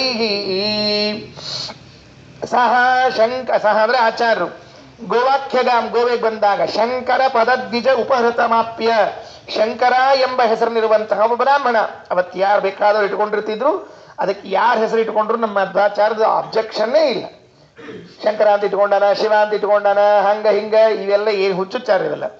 ಅವರ ಮನೆಗೆ ಭಿಕ್ಷರು ಹೋಗಿದ್ದಾರೆ ಆಚಾರ್ಯ. ಸಶಂಕರ ಪದ ದ್ವಿಜೋಪಹೃತಮಾಪ್ಯ ಗೋವಾಖ್ಯಗಾಂ ಗರಿಷ್ಠ ಕದಲೀಲ ದಶಶತಿ ಚತುಷ್ಕಂ ಚರನ್ 400 ಬಾಳೆಹಣ್ಣು ಹೊಡಿ ಹೋಗಿ ಅಲ್ಲ 4000 ದಶಶತಿ ಚತುಷ್ಕಂ 4000 ಬಾಳೆಹಣ್ಣು. ಹಿಂದೆ 1000 ಕಥೆ, ಈಗ 4000 ಬಾಳೆಹಣ್ಣು. ದಶಶತಿ ಚತುಷ್ಕ 10 100 4 4000 ಆಯ್ತು. 10 100 4000 4000 ಬಾಳೆಹಣ್ಣ್ರಿ. ಏನದೇನು ತಿನ್ಲಿಕ್ಕೋ ಊರಿನವ್ರಿಗೆಲ್ಲ ಕೊಡ್ಲಿಕ್ಕೋ ಎಲ್ಲರಿಗೂ ನಮ್ಮ ಪ್ರವಚನ ಮುಗಿದ್ಮೇಲೆ ಪ್ರಸಾದ ಕೊಡ್ತಿರ್ತೀವಲ್ಲ ಒಂದೊಂದೊಂದೊಂದು ಬಾಳೆಹಣ್ಣು ಹಂಗು ಏನು ಅಷ್ಟು ತಿಂದುಬಿಟ್ರೆ 4000 ಬಾಳೆಹಣ್ಣು ತಿಂದು ಮುಗಿಲಿಲ್ಲ. ಹಾಲು ಎಷ್ಟು ಕೊಡ? 30 ಕೊಡ ಹಾಲಂತ. 30 ಕೊಡ ಹಾಲು. ಇವು ನಮ್ಮ ವಾಟಗಾದಾಗ ಅರ್ಧ ವಾಟಕ ಕುಡಿತಿರ್ತಾವ್ರಿ. ವಾಟಗಾದಾಗ ಅರ್ಧ ವಾಟಕ. ಅದಕ್ಕೆ ಈಗೇನ್ ಮಾಡ್ಬಿಟ್ರೆ ಗೊತ್ತೇನ್ರಿ, ಹಗಲೆಲ್ಲ ಕುಡಿತಾರಂತ ವಾಟಕ ಸೈಜ್ ಸಣ್ಣ ಮಾಡ್ಬಿಟ್ರಿ ಅವ್ರು. ಈಗ ಹೋಗ್ತೊಂಬರ್ತೊಮ್ಮೆ ಕಾಫಿ ಚಾ ಎಷ್ಟು ಮಾಡ್ತಾರೆ ವ್ಯವಸ್ಥೆ. ಅದಕ್ಕೆ ಗ್ಲಾಸ್ ಸಣ್ಣ ಹಾಕೋದ್ ಬಂದ್ರಿ. ಅದು ಇಷ್ಟು ಹಾಲು ಕೂಡ ಸಾಕು. 30 ಕೊಡ ಹಾಲು ಮಧ್ವಾಚಾರ್ಯ ಸ್ವೀಕಾರ ಮಾಡಿದ್ದು ಅಂದ್ರೆ ದೇಹ ಏನ್ ಧಾಡ್ಯ. ಇದು ದೇಹದಿಂದ ಸಾಮರ್ಥ್ಯ. ಗ್ರಂಥ ಬುದ್ಧಿ ಪಾಠ ಪ್ರವಚನ ಅದಂತೂ ಕೇಳಲೇಬೇಡ್ರಿ. ಪಯ ಕಲಶ ಪಂಚಕತ್ರಿಕ ಯುಗಾಭಿಪೂರ್ಣಂ ಪಪವು. ಇದು ಇಷ್ಟು ಗೋವಾದಲ್ಲಿ ಮತ್ತೊಂದು ಮನೆಯಲ್ಲಿ ನಡೆದಿರುವಂತಹ ಘಟನೆಯನ್ನು ಹೇಳಿ ಇನ್ನು ಕೊನೆ ಕಥೆ ಏನು ಇದರಲ್ಲಿ ಬಂದದ್ದು. ಅದೃಷ್ಟಗತಿರಪ್ಯಭೂ ನೃಪರಮಂಡಲೇ ಉದ್ಯತೆ. ಅದೇ ಗೋವಾ ಕ್ಷೇತ್ರದಲ್ಲಿ ಇದ್ದಾಗ ಒಂದು ದೇವಸ್ಥಾನ ಕೆಳಗಡೆಗೆ ನಿಮ್ಮ ಹತ್ರ ಭಾವದೀಪ ಇದ್ರೆ ಅದನ್ನು ನೋಡ್ರಿ. ಭಾವದೀಪದಲ್ಲಿ ಒಂದು 3 ಶ್ಲೋಕಗಳನ್ನು ಹಾಕಿದ್ದಾರೆ. ಬಹಳ ಚೆನ್ನಾಗಿದೆ ಈ ಕಥೆ. ಅಲ್ಲಿಯೇ ಒಬ್ಬ ರಾಜ ಬಂದಿದ್ದಾನೆ. ಮಧ್ವಾಚಾರ್ಯ ವಾರ್ತೆ ಕೇಳಿದ. ಏನ್ ಕೇಳಿದ ಮಧ್ವಾಚಾರ್ಯ ವಾರ್ತೆ ಅಂದ್ರೆ 4000 ಬಾಳೆಹಣ್ಣು ತಿಂದ್ರಂತ, 30 ಕೊಡ ಹಾಲು ಕುಡಿದ್ರಂತ, ಸ್ವಾಮಿಗಳಂತ ಇಷ್ಟು ಗಟ್ಟಿದ್ದಾರಂತ ಅಂತ ಅಂತ ಅಂತ ಅಂತ ಕೇಳಿದ ಕೂಡಲೇ ಒಂದು ನಿರ್ಧಾರ ಮಾಡ್ಕೊಂಡವ. ಸ್ವಾಮಿಗಳ ನೀವು ನಮ್ಮೂರು ಬಿಟ್ಟು ಬೇರೆ ಕಡೆ ಹೋಗುವಂಗಿಲ್ಲ. ಕಾಲಿಟ್ಟು ನೋಡಿ ಹೊರಗೆ ನಾವು ರಾಜ ತನ್ನ ಅಧಿಕಾರ ತೋರಿಸಿ ಬಂದ. ಓ ಪಾಪ ಯಾವ ಮಠದಾಗ ಇಳ್ಕೊಂಡಿದ್ ನೋಡ್ರಿ ಮಧ್ವಾಚಾರ್ಯ. ಆ ಮಠಕ್ಕೆ ಬಾಗಿಲ ಹಾಕ್ಬಿಟ್ಟಾವ ಕೀಲಿ. ಸುತ್ತಲೂ ಭಟರು, ಸುತ್ತಲೂ ರಾಜ ಭಟರು, ಒಳಗಡೆಗೆ ಮಧ್ವಾಚಾರ್ಯರು. ಅದೇನೋ ಅಂತಾರಲ್ಲ ಹೋಮರಷ್ಟ ದಿಗ್ಬಂಧನ ಅಂತ ಹಂಗೆ ಮಾಡಿಸಿ ಕೂಡಿಸ್ಬಿಟ್ಟಾವ. ಎಷ್ಟು ಸಿಟ್ಟು ಬಂತಾರೆ ಆಚಾರ್ಯರಿಗೆ. ಅಲ್ಲೋ ನೀ ಏನ್ ತಿಳ್ಕೊಂಡಿ, ನನ್ನ ಎಂದೆಂದೂ ಗಾಳಿನ ಹಿಡಿದು ಕೂಡಿಸ್ದವರಿಲ್ಲ, ನನ್ನೇನು ಹಿಡ್ಕೋತೀನಿ ಎಲ್ಲ ಅಂದ್ರು. ಬರೇ ಸ್ವಾಮಿಗಳೊಬ್ಬರ ಇಲ್ರಿ, ಸ್ವಾಮಿಗಳ ಶಿಷ್ಯರ ಮೇಲೆ ಇದ್ದಲ್ಲ ಹೇಳಿದ್ನೆಲ್ಲ. ಋಷಿಕೇಶ ತೀರ್ಥರು, ಜನಾರ್ದನ ತೀರ್ಥರು, ನರಸಿಂಹ ತೀರ್ಥರು, ಉಪೇಂದ್ರ ತೀರ್ಥರು, ಸತ್ಯ ತೀರ್ಥರು, ಗೃಹಸ್ಥ ಶಿಷ್ಯರು ಎಲ್ಲರೂ ಒಳಗೆ ಹಾಕಿ ಹಾಕ್ಬಿಟ್ಟ. ಏನೂ ವಿಚಾರ ಮಾಡಲಿಲ್ಲ ಆಚಾರ್ಯ. ಉಪಾಯ ಮಾಡಿ ಒಬ್ಬೊಬ್ಬ ಶಿಷ್ಯನ ಹೊರಗೆ ಹಾಕಿದ್ರು. ಅದು ಹೆಂಗ ಏನು ಅಂತ ಗೊತ್ತಿಲ್ಲ. ಇಷ್ಟೇ ಉಪಾಯ ಮಾಡಿ ಹೊರಗೆ ಹಾಕಿದ್ರು. ಹೊರಗೆ ಹಾಕಿದ ಮೇಲೆ ಅವ್ನು ಗೊತ್ತಾಗಿಲ್ರಿ. ಒಳಗಿದ್ದವರೆಲ್ಲ ಹೋಗ್ಬಿಟ್ರ ಗೊತ್ತಾಗಿಲ್ಲ. ಒಳಗೆ ಮಾತಾಡ್ಕೋತ ಕೂತಿದ್ರಂತ ಆಚಾರ್ಯ. ಅವ ಅನ್ಕೊಂಡ ಪ್ರಾಯ ಇವರು ಅವರು ಇಬ್ರು ಮಾತಾಡ್ಕೋತ ಕೂತಾರ, ನಾ ಹೇಳಿದ್ದು ಕೇಳಬೇಕು ಅಂತ ಒಪ್ಪಂದಕ್ಕೆ ಬಂದಿರ್ತದೆ. ಅದು ಮಠ ಮಾಡಿ ಇಷ್ಟೊಂದು ಹೊಲ ಗಿಲ ಕೊಟ್ಟು ಬಿಟ್ಟೆ ಅಂದ್ರೆ ನಮ್ಮ ಊರಾಗ ಇರ್ತಾರೆ ಇವರು ಅಂತ ಹೇಳಿ ಬರಬೇಕು ಅಂತ ಹೋದ್ರೆ ಒಳಗಿನಿಂದ ಬಾಗಿಲು ಹಾಕೊಂಡ್ಬಿಟ್ಟಿದ್ರಂತ ಆಚಾರ. ಹೊರಗಿನಿಂದ ಬಾಗಿಲ್ಲ, ಒಳಗಿನಿಂದ ಬಾಗಿಲು ಹಾಕೊಂಡ್ಬಿಟ್ಟಿದ್ರು. ಇವಂದ ನಾ ಹೊರಗಿಂದ ಹಾಕಿನಿ, ಒಳಗಿಂದ ಹಾಕೊಂಡ್ಬಿಟ್ರಲ್ಲ, ಏನ್ ಮಾಡ್ಬೇಕು ಅಂತ ಇವ ತೆಗೆದು ದೂಡಿ ಪ್ರಯತ್ನ ಮಾಡ್ತಾ ಇದ್ರೆ ಒಳಗಡೆಯಿಂದ ಮಾತು ಕೇಳ್ತಾ ಇತ್ತಂತೆ. ಯಾರ ಜೊತೆಗೆ ಮಾತಾಡ್ತಾ ಇದ್ರು ಆಚಾರ್ಯರು ಅಂದ್ರೆ ದೇವೈ ಸಮಂ ರಹಸಿ ದೇವಗೃಹೇ ಪ್ರವೃತ್ತೋ, ದೇವತೆಗಳ ಜೊತೆಗೆ ಮಾತಾಡ್ತಾ ಇದ್ರಂತ ಆಚಾರ್ಯ. ಶಿಷ್ಯರಿಲ್ಲೇ ಇಲ್ಲ, ಶಿಷ್ಯರನ್ನೆಲ್ಲ ಕಳಿಸ್ಬಿಟ್ಟಿದ್ರು. ಎಷ್ಟು ಅದೃಶ್ಯ, ಎಷ್ಟು ಆಶ್ಚರ್ಯ. ಹೆಂಗಿತ್ತಿದು ಅಂದ್ರೆ ಮಥುರಾ ಪಟ್ಟಣದಲ್ಲಿ ಇದ್ದ ಎಲ್ಲ ಪ್ರಜೆಗಳನ್ನ ರಾತೋ ರಾತ್ ಕೃಷ್ಣ ದ್ವಾರಕಕ್ಕೆ ಶಿಫ್ಟ್ ಮಾಡಿಬಿಟ್ನಲ್ಲ. ಹೆಂಗ ಗೊತ್ತಿಲ್ಲ ಅದು ಅವನ ಯೋಗ ಮಾಯಾಶಕ್ತಿ. ಅವ್ರು ಮಲ್ಕೊಂಡಿದ್ರಂತ್ರಿ ಎಲ್ಲ ಮಥುರಾದಾಗಿದ್ದವರು. ರಾತ್ರಿ ತಮ್ಮ ಬಾಡಿ ತಾವು ಮಲ್ಕೊಂಡಿದ್ರೆ ಮರದಿವ್ಸ ಬೆಳಿಗ್ಗೆ ದ್ವಾರಕದಾಗ ಎದ್ದಿದ್ರಂತವ್ರು. ಕಣ್ಣು ಬಿಟ್ಟು ನೋಡ್ಕೊಂಡು ಹೊಸ ಮನಿ ಪೇಂಟ್ ಯಾವಾಗ ಹಚ್ಚಿದ್ರಿ ಇದನ್ನ, ಕಿಟಕಿ ಹೊಸದು ಬಂತಲ್ಲ. ಕೊನೆಗೆಲ್ಲ ಊರ್ ಒಳಗೆ ಡಂಗಲ್ ಸಾಲಿಕತ್ತಿದ್ರು. ನೀವೆಲ್ಲ ನಿನ್ನ ರಾತ್ರಿ ಮಲ್ಕೊಂಡು ಮಥುರಾದಾಗ ಎದ್ದದ್ದು ದ್ವಾರಕಾದಾಗ. ಹಂಗಾಗಿರುತ್ತೆ ನೋಡ್ರಿ. ಹಿಂಗ ವಿಮಾನೊಳಗೆ ಹತ್ತಿ ಕೂತಿರ್ತಾನೆ, ಏರೋಪ್ಲೇನ್ ಒಳಗೆ ಹಿಂಗ್ ಕೂತ್ ಒಂಚೂರು ಹಿಂಗ ಗಾಡಿಗೆ ತಲೆ ಅನ್ಸಿರ್ತಾನೆ, ಹುಬ್ಳಿಯಾಗ ಹತ್ತಿರ್ತಾನೆ, ಕಣ್ ತೆಗೆದುಕೊಂಡು ಬೆಂಗಳೂರು ಬಂದ್ಬಿಡುತ್ತೆ ಅಂತ ಇಳಿತಿರ್ತಾರಲ್ಲ, ಹಂಗ ಪರಿಸ್ಥಿತಿ. ಏನಾಯ್ತು, ಕಣ್ಣು ಮುಚ್ಚಿ ಕಣ್ ತೆಗೆದುವಾಗ ಹೊರಟೋಗ್ಬಿಟ್ಟಿರಲ್ಲರು. ದೇವತೆಗಳ ಜೊತೆಗೆ ಮಾತಾಡ್ತಾ ಇದ್ರಿ. ಇವನು ಹೊರಗಿನಿಂದ ಬಾಗಿಲು ಒಡೆದುಕೊಂಡು ಬಂತು. ಪ್ರಸಭೋದಿತೋಸೌ. ಒಳಗಿಂದ ಆಚಾರ್ಯ ಹೇಳಿದ್ರಂತೆ, ಉಚೇದುನ ಆವೃಜಸಿ ಚೇದಿಗ ನಶ್ಯಸೀತಿ ರಾಜಾತ ವಿಸ್ಮಿತ ಮನ ವಿವೃಣೋತ್ಕವಾಟಂ. ನೋಡೋ, ನೀನ್ ಈಗೇನಾದ್ರೂ ಭಾಗ ತೆಗೆದುಕೊಂಡು ಬಂದ್ರೆ ಈ ಸದ್ಯ ಸತ್ತ ಹೋಗ್ತೀನಿ ಹೇಳ್ಬಿಟ್ಟು ಒಂದು ಆಚಾರ ಒಂದೇ ಎಂದೂ ಅಕ್ಸೆಪ್ಟ್ ಮಾಡ್ಕೊಂಡಿಲ್ಲ. ಸತ್ತೇ ಹೋಗ್ತೀನಿ ಅಂದ್ರು. ಈ ಸ್ವಾಮಿಗಳು ನಾನು ಏನ್ ಮಾಡ್ತಾರೆ, ಬಾಗ್ಲ ದೂರ ತೆಗೆದುಬಿಟ್ಟ. ತೆಗೆದ್ರೆ ಒಳಗೆ ಶಿಷ್ಯರು ಯಾರು ಇಲ್ಲೇ ಇಲ್ರಿ. ದೇವತೆಗಳು ಹೊರಟು ಹೋಗ್ಬಿಟ್ರು. ಆಚಾರ ಒಬ್ಬರೇ ಕೂತಿದ್ದಾರೆ. ಹೆಂಗಿದ್ರು ಆಚಾರರು ಅಂದ್ರೆ, ರಕ್ತೆ ಕ್ಷಣಂ ಪುರುಷ ಸಿಂಹಮೀಕ್ಷಮಾಣ. ಕಣ್ಣೆಲ್ಲ ರಕ್ತ ರಕ್ತ ಆಗಿತ್ತಂತೆ ಆಚಾರ. ಅಷ್ಟು ಕೆಂಪಾಗಿದ್ದು ಹಿಂದೆ ದುರ್ಯೋಧನ ಕೊಂದಾಗೇನೋ ಆಗಿರ್ಬೇಕ್ರಿ, ದುಶ್ಯಾಸನ ಕೊಲ್ಲಬೇಕಾರೇನೋ ಕೆಂಪಾಗಿರ್ಬೇಕು ಮಧ್ವಾಚಾರ ಕಣ್ಣು, ಭೀಮಸೇನ ದೇವರ ಕಣ್ಣು. ಇವತ್ತು ರಕ್ತಕ್ಷಣಂ, ಏನು ಕೆಂಪಾದ ಕಣ್ಣದು.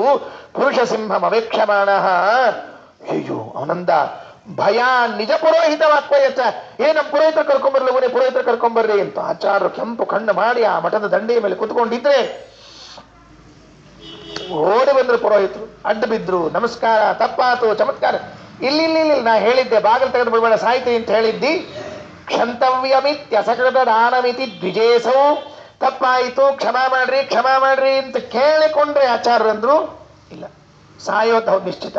ಆದರೆ ಇಷ್ಟು ನೀನು ಕೇಳ್ತಾ ಇದ್ದೀಯ ಪುರೋಹಿತ ಬ್ರಾಹ್ಮಣ ಅನ್ನೋದಕ್ಕಾಗಿ ಒಂದು ಸ್ವಲ್ಪ ಅವಕಾಶ ನೀಡ್ತೀನಿ. ಎಷ್ಟು? ಷಣ್ಮಾಸ ವಾಯು ಅದದ ಅಂಧ್ರಪತಿರ್ ದಯಾಲು.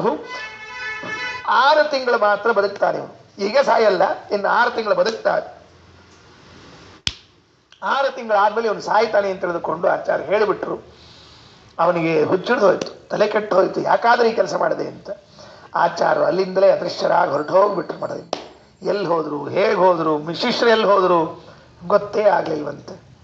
ಇದು ಆಚಾರ್ಯರ ಮತ್ತೊಂದು ಚರ್ಯೆ. ಅದಕ್ಕೆ ಅದೃಷ್ಟಗತಿರಪ್ಯಭೂ ನೃಪರು ಮಂಡಲೈರುದ್ಯತೈ. ಕೊನೆ ಶ್ಲೋಕ 52ರಲ್ಲಿ ಹೇಳಿದ್ದು. 53ನೇ ಶ್ಲೋಕದಲ್ಲಿ ಗೋವಾದಲ್ಲೇ ನಡೆದ ಇನ್ನೊಂದು ಘಟನೆಯನ್ನು ಹೇಳುತ್ತಾರೆ.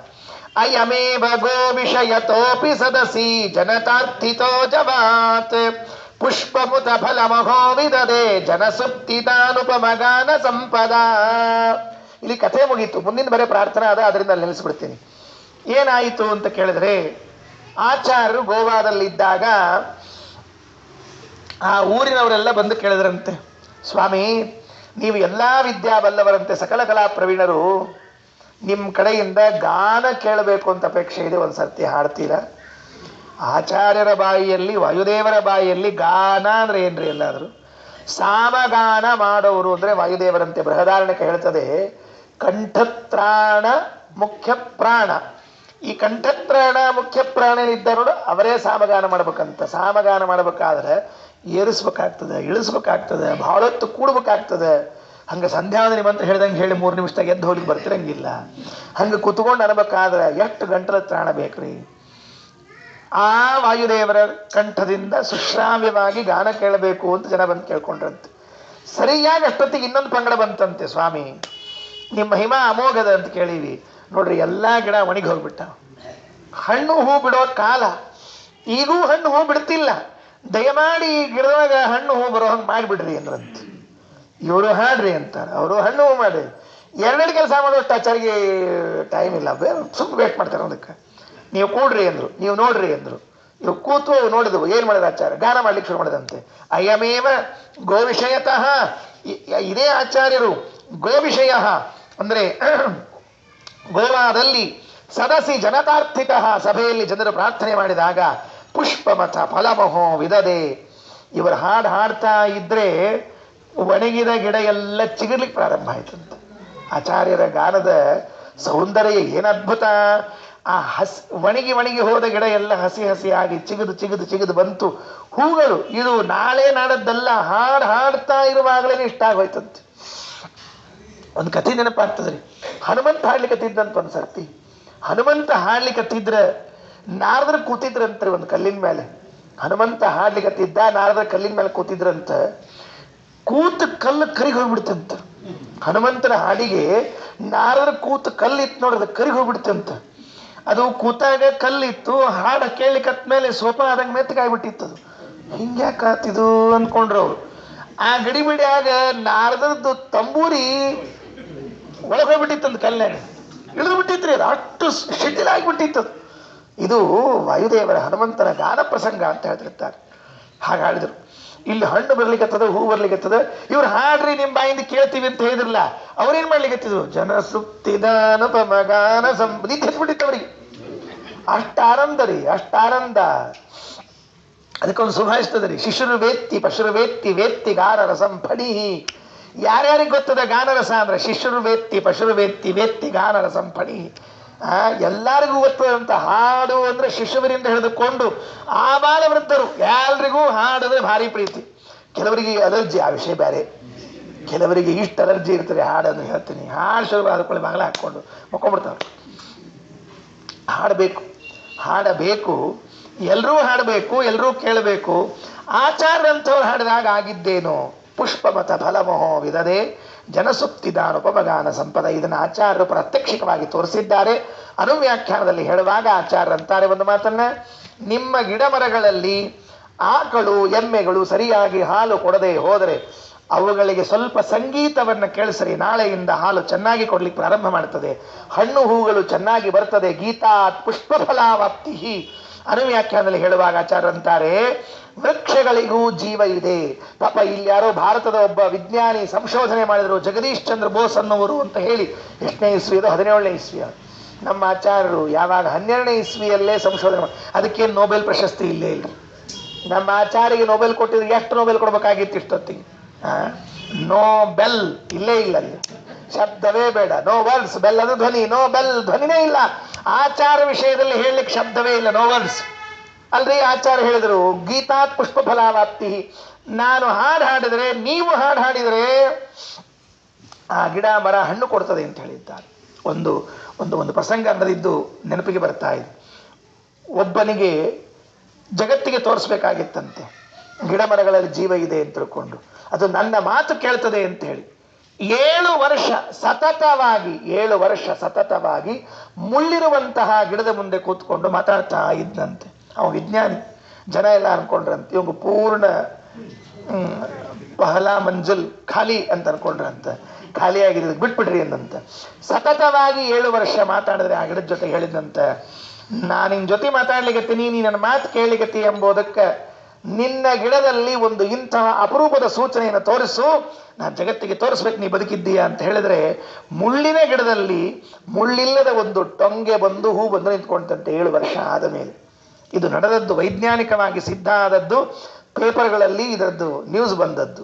ಇದು ಇತ್ತೀಚಿನ ದಿನಗಳಲ್ಲಿ ಪೇಪರ್ ಇಲ್ಲ, ನ್ಯೂಸ್ ಇಲ್ಲ, ಏನಿಲ್ಲ.